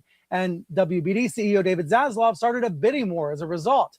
He sided with Netflix. The WBD board sided with Netflix for a deal that had been struck back in December, but Paramount had then launched a hostile takeover bid. And in recent days, Paramount had negotiations with WBD and raised the offer to $31 per share with a bunch of sweeteners that made the deal more appealing, more palatable to WBD.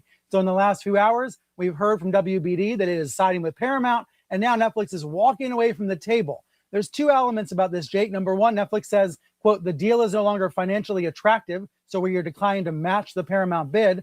But number two, Ted Sarandos, the co-CEO of Netflix, was at the White House for meetings today, and I'm told by a source he left the White House in a not very happy mood. There's a lot more reporting to do about that aspect of the story. We don't know anything from the Netflix side about the White House meetings, but it is clear that M&A runs through the Oval Office right now, and it is possible that Netflix has been given signals from the White House that the regulatory roadblocks were going to be too severe for the Netflix deal to get through. Bottom line, Paramount now takes the lead in this ongoing race to take over Warner Brothers. There are still other regulatory hurdles for Paramount, but it's a big, big change now and a big success for Paramount. All right, we can end that there. I don't know if there's anything else there that you want to unpack. Well, I do want to just note, Quiet Coney in the chat corrected me and is absolutely right. I conflated Ted Sarandos with Ted Leonsis. Leonsis is the owner of the Capitals. Ah, okay. The only other thing that I thought was kind of interesting is Larry Ellison just moved to Palm Beach. Not sure what that means. But yeah, he was, I guess, living in Hawaii prior to this, and just bought a place in, he's the CEO of Oracle and David Ellison's father. Mhm. And of course, the mainstream media is spinning that as he's now closer to Trump. So whatever that means, I don't know. I'm all for watching Jake Tapper melt down more, though. And then let's just cover this last story real quick before we open up the phone lines for the last part of the show here. From the Associated Press, Cuba says 4 killed in speedboat shooting were attempting to infiltrate the country. Cuba's government said the 10 passengers that opened fire yesterday or the other day on its soldiers were armed Cubans living in the U.S. who were trying to infiltrate the island and unleash terrorism. I guess when you don't have full control of the government, the Bay of Pigs kind of looks more like the Bay of like mice. I don't know. Something much smaller than pigs. Cuba's government said the majority of the 10 people on the boat, quote, have a known criminal history and violent activity. Marco Rubio, Secretary of State, said the U.S. is now gathering its own information to determine if the victims were American citizens or permanent residents.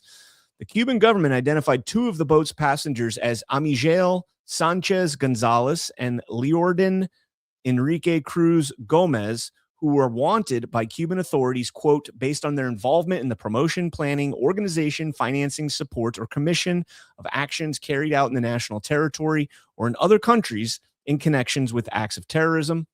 The government said it has also arrested Doniel Hernandez Santos, adding that he was, quote, sent from the United States to guarantee the reception of the armed infiltration, who at this time has confessed to his actions, end quote. It identified 7 of the 10 passengers, including Misael Ortega Casanova, whose brother, the brother of Mikel Ortega Casanova, Misael Ortega Casanova, told the AP that he was mourning his brother's death, but lamented that he fell into what he called a, quote, obsessive and diabolical quest for Cuba's freedom. Quote, only Cubans who have lived over there understand, said Ortega Casanova, referring to the great suffering that he and other Cubans on the island have faced.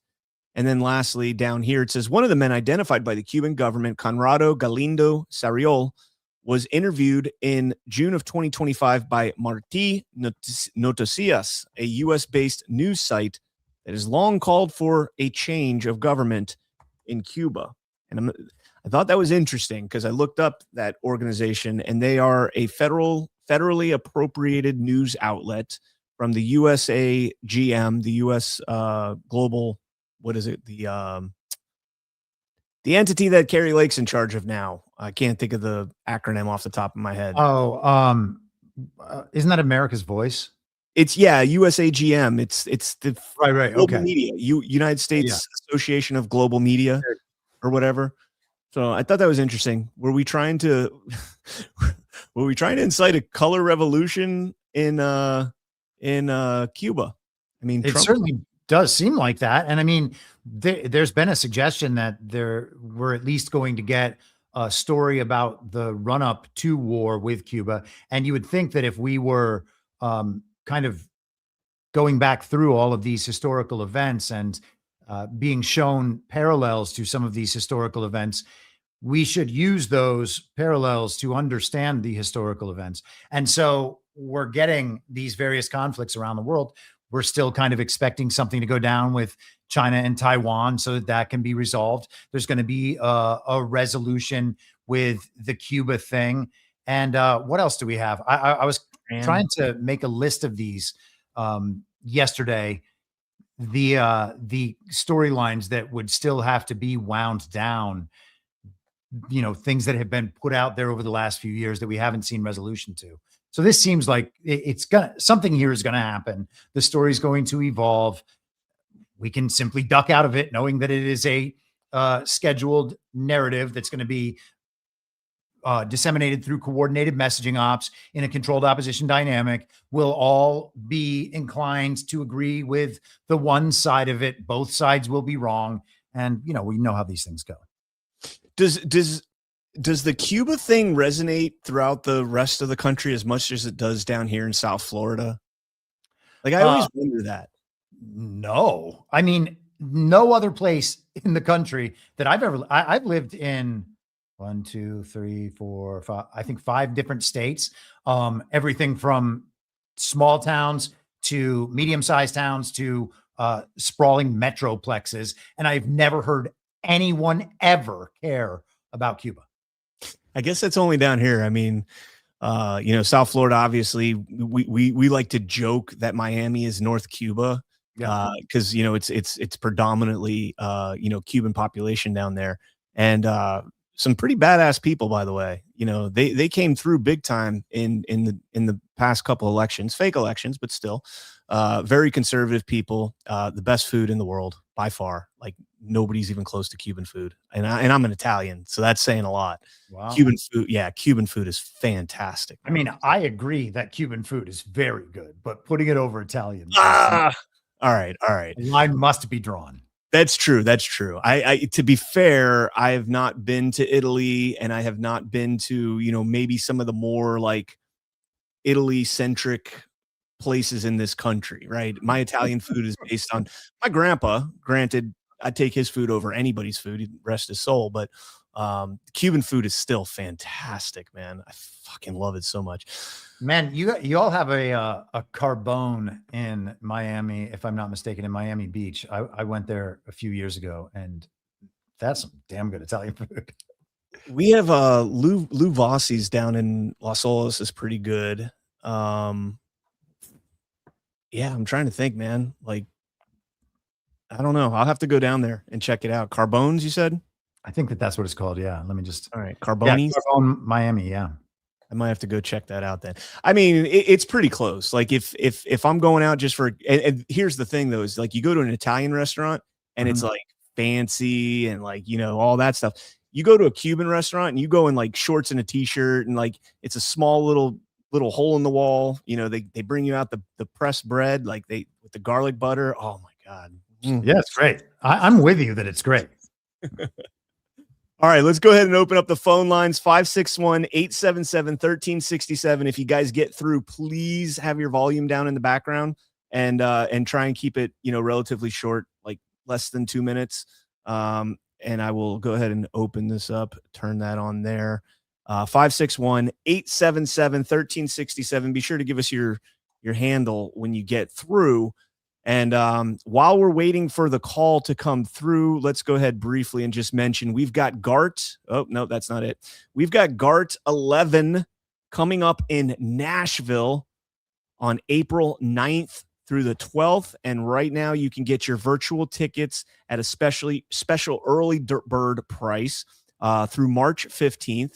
After the early bird is over, the price will go back up to $40. Visit badlandsmedia.tv/events to snag the lowest price for the virtual tickets. And I don't know if in-person tickets are still available or not, but would 10 out of 10 recommend attending a GART event. And Nash Vegas would be pretty badass. That's what the ladies call it, Chris. Nash Vegas. Mm-hmm. I don't know if you knew that. I did know that. Yeah. I've been there a few times.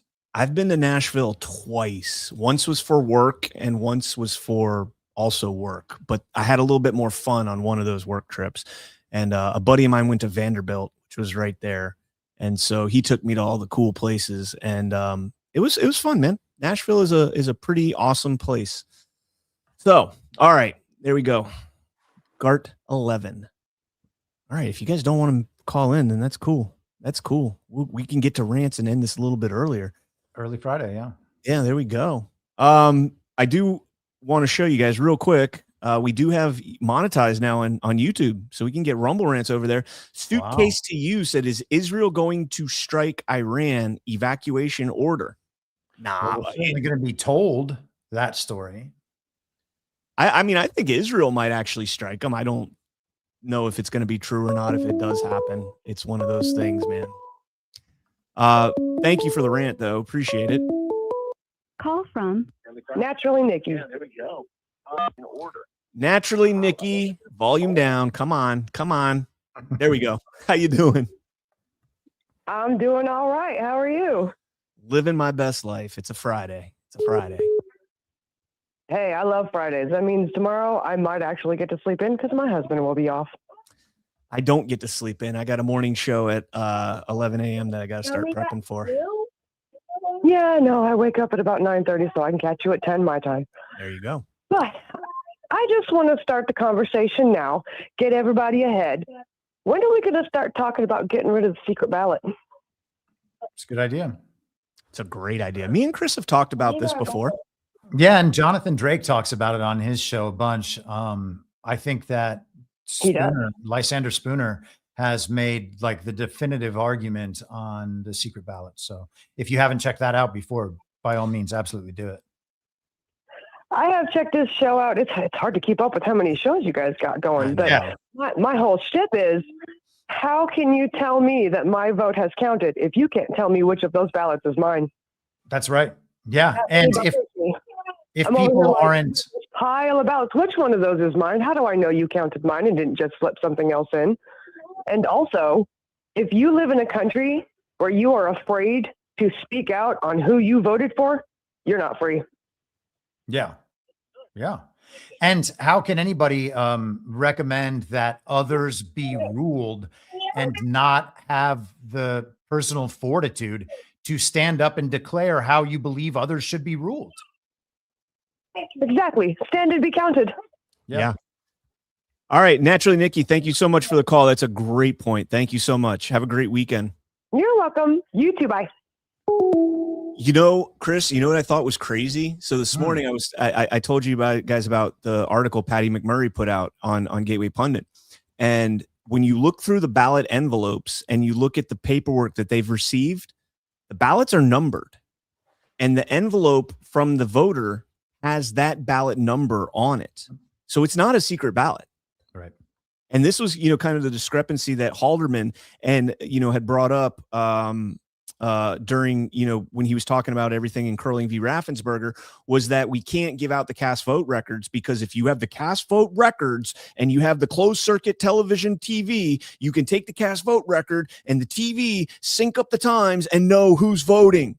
And it's like, then you could, the ballot's no longer secret. And it's like that is the level of brainwashing that we have to go through in order to get around this idea of the secret ballot. Because Nikki was spot on when she said, if you're afraid that you're going to be retaliated against because who you voted for, you're not in a free country.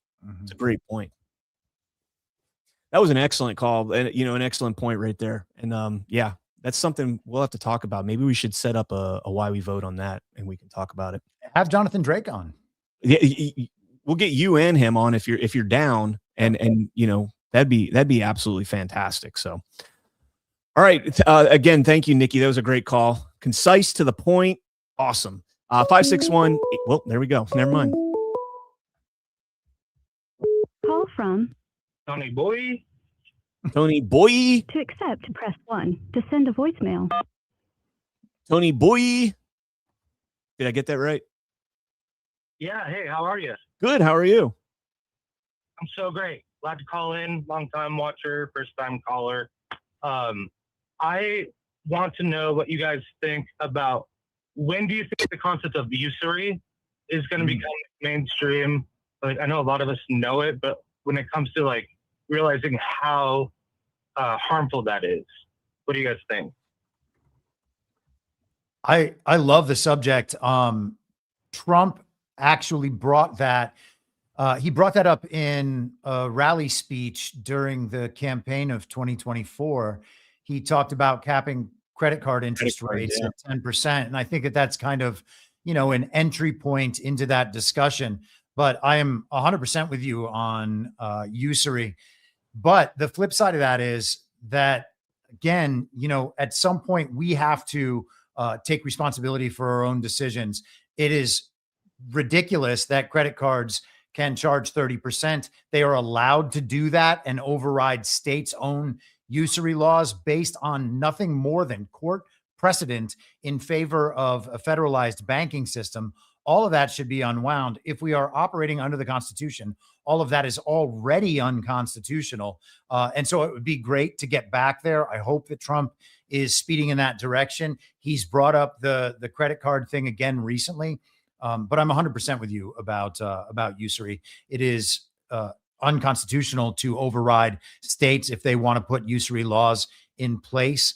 And, we can talk about the religious aspects of usury and where this comes from and where the practice evolved from, which is, people don't like saying it, but it's court Jews, also known as court factors. They had the ability to charge interest rates, whereas leaders and nobles in Christian countries could not. So they were brought in specifically because they did not have the ethical restraint of charging these rates. And then the nobles would become ultra wealthy as the bankers would become ultra wealthy. And this is the story of the rise of Amsterdam Mayor Rothschild. And, it just happens to be that this is the case. It's not anti-Semitic to go through that history. It's funny that you say not anti-Semitic because I didn't say anything about that. But right. No, I didn't suggest that you did. I just mean in the public conversation. That's how it's framed. Like you say, credit card interest, and there's also mortgage interest, and there's also auto interest, and all together collectively, it seems to be a way to plug into a society or or a country or whatever, and just suck dry. And then when people can't pay back, or they're too broke to pay back, twice what they originally borrowed, then you can collect their assets, and then eventually you own them, quite literally. Well, first you put them in default and tell them now you have to pay even more. You couldn't pay this before, but now you're going to pay a default rate on that, and then you go into the asset seizure. And Chris, to your point, I think when Trump was talking about that, isn't that when he used the term Shylock, and then they went crazy and started calling him an anti-Semite? Yeah, because going back to Shakespeare. Yeah, going back to Shakespeare. You're spot on with that, man. Like the usury laws, and I see the dilemma that Chris kind of alluded to in the beginning, that you're calling for more regulation, and at some point we have to push back and say, yo, we're just not going to pay 25.99% interest. I can remember 20 years ago when I had my very first job outside of my family's business.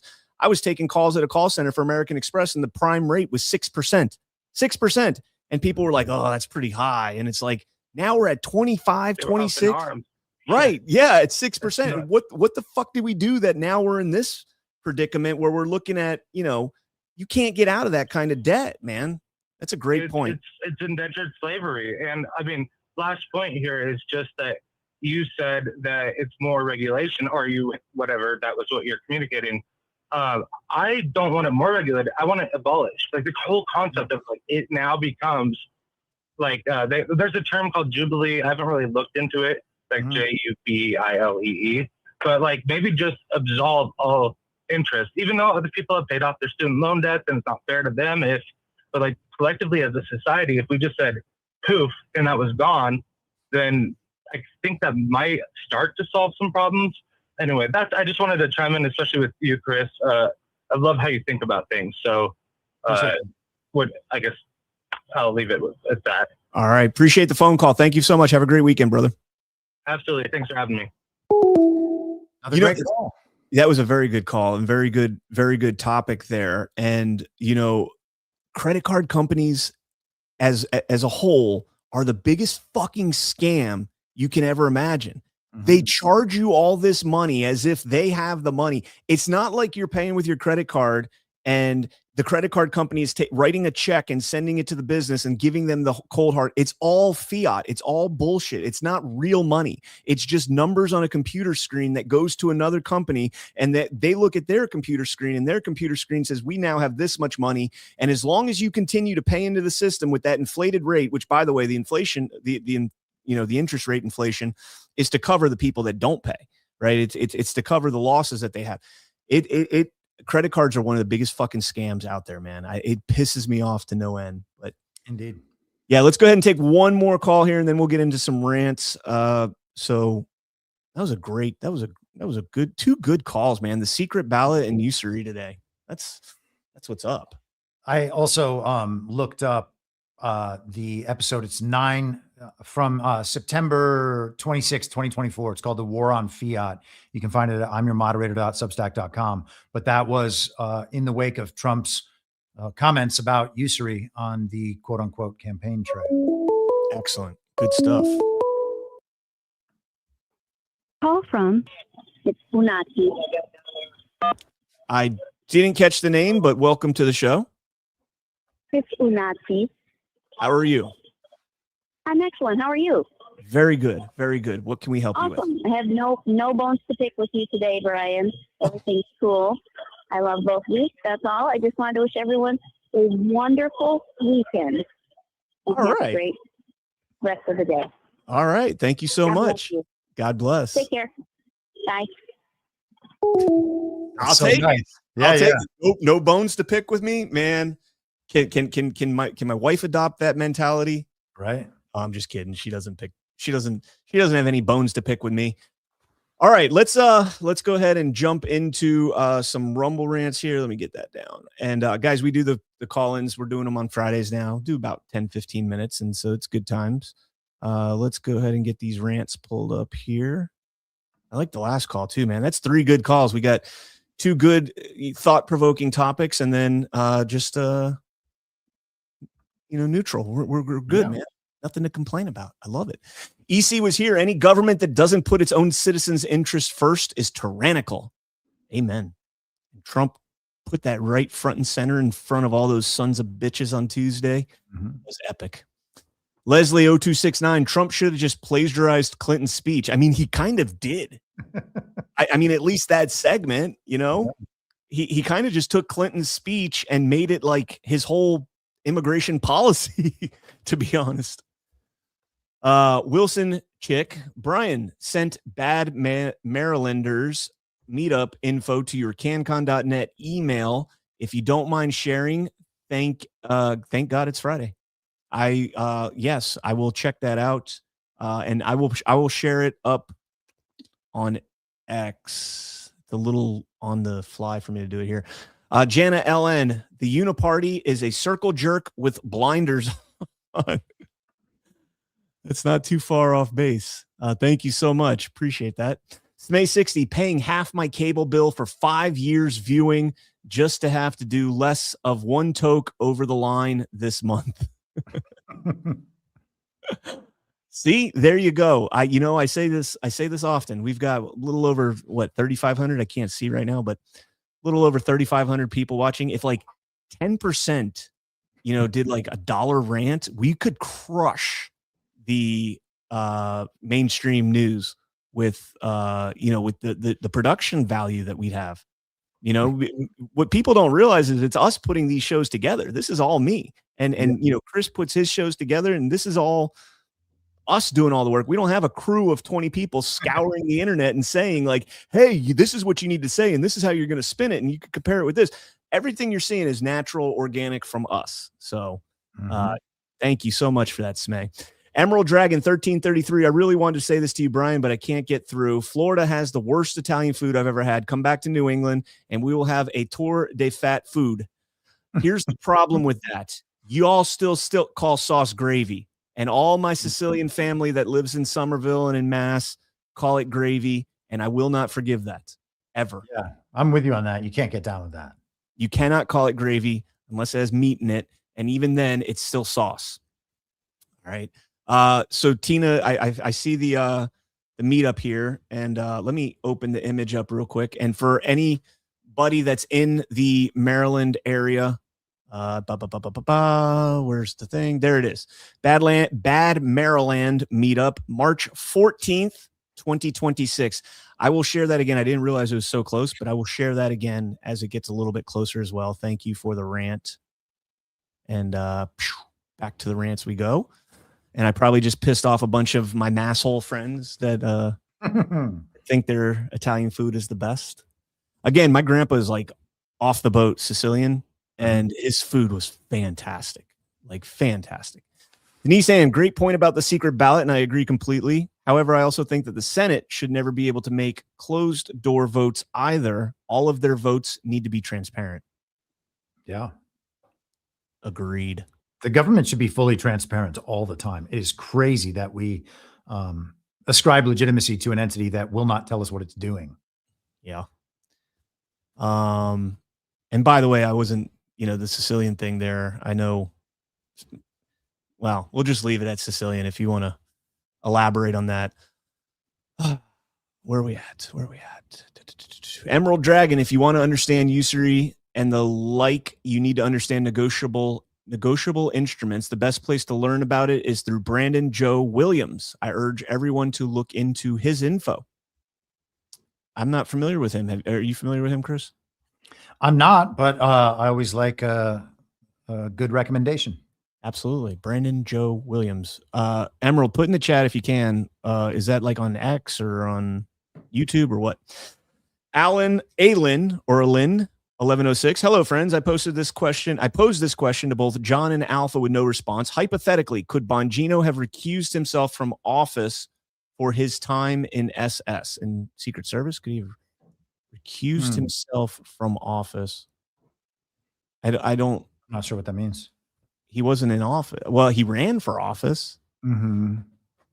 Are you saying could he have? So I was listening to him because I used to listen to Bongino all the time. And then when he left, I stopped listening. And when he came back, I haven't really listened too much. Mm-hmm. But I did listen the other day. And he said something that was kind of interesting. He said, the plan was always for him to be there a year. And that's the first time I'd heard that. Now, from him directly. I've heard from others that Bongino is only going to be there for a year. People that were not friendly with Bongino in that regard.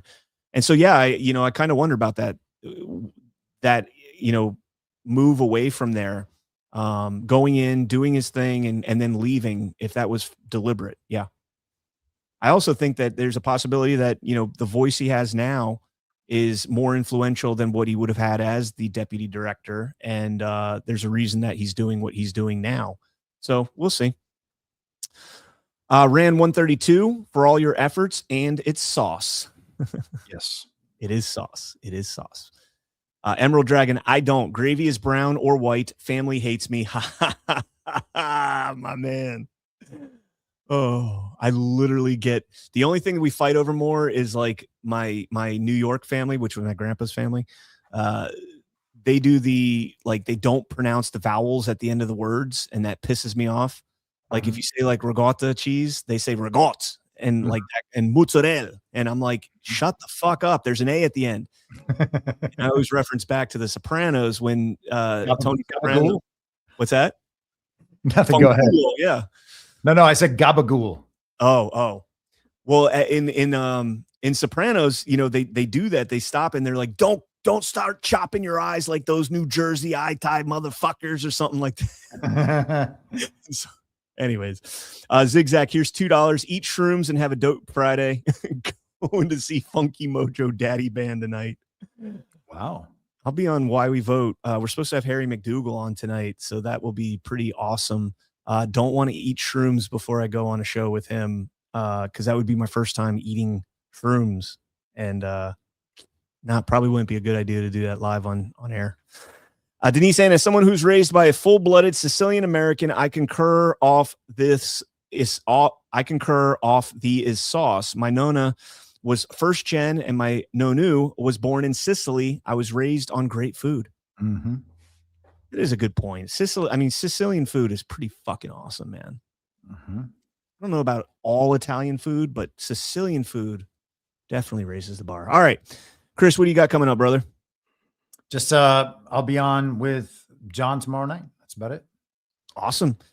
All right, guys. And like I said, tonight on Why We Vote, we got Harry McDougal. That's tentatively supposed to be coming on. We will have it confirmed this afternoon. And then tomorrow morning at 11 a.m., I'll have my CannCon Weekend Review show. If you guys want to check that out over on my platform. And stay tuned. You've got Daily Herald coming up in about an hour. And then stay tuned. Hey, Brian. Yeah. Ali Stussy in the chat said, give me a Cuban restaurant recommendation. I'll be down there in mid-March. So do you have a favorite Cuban spot? So, if you're in Miami, go to Versailles. Cafe Versailles. There's nothing better. But to be honest, like any place you go to down in Miami, like Calle Ocho is going to be pretty damn good. Don Arturo's is pretty good up here in Broward County. La Havana. Little Havana, Little Havana. Excuse me. Why can't I? Casa Romeo. It sounds like an Italian place, but it's a pretty good Cuban place as well. So I would check those out. Versailles is by far the best, but again, it's very, very popular.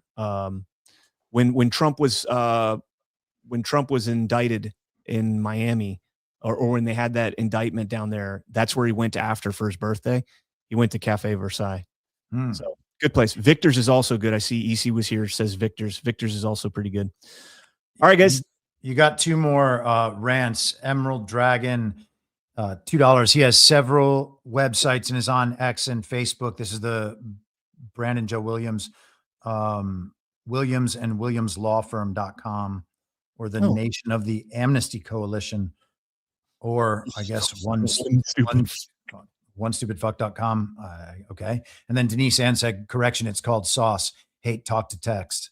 Also, you don't pronounce mozzarella the correct way, but I guess you've been too Americanized. Just kidding. Have a fantastic weekend, both of you. All right. You have a fantastic weekend too. And let's get it started. My wife for so long was afraid to say ricotta around me because she didn't say it like ricotta. And I'm, like, and that's how she would say it. I just casually say it. But she always used to, like, if we ordered like a meatball and regatta pie, she would make me order it because she didn't want to say it in front of me because she would feel embarrassed. And I'm like, I don't speak Italian. But anyways, all right, we're out. See you guys later. Thank you so much for joining us, and don't forget to hit the thumbs up on this video. And a special thank you to all of our advertising partners. Please remember to shift your dollars to support those businesses that support Badlands Media.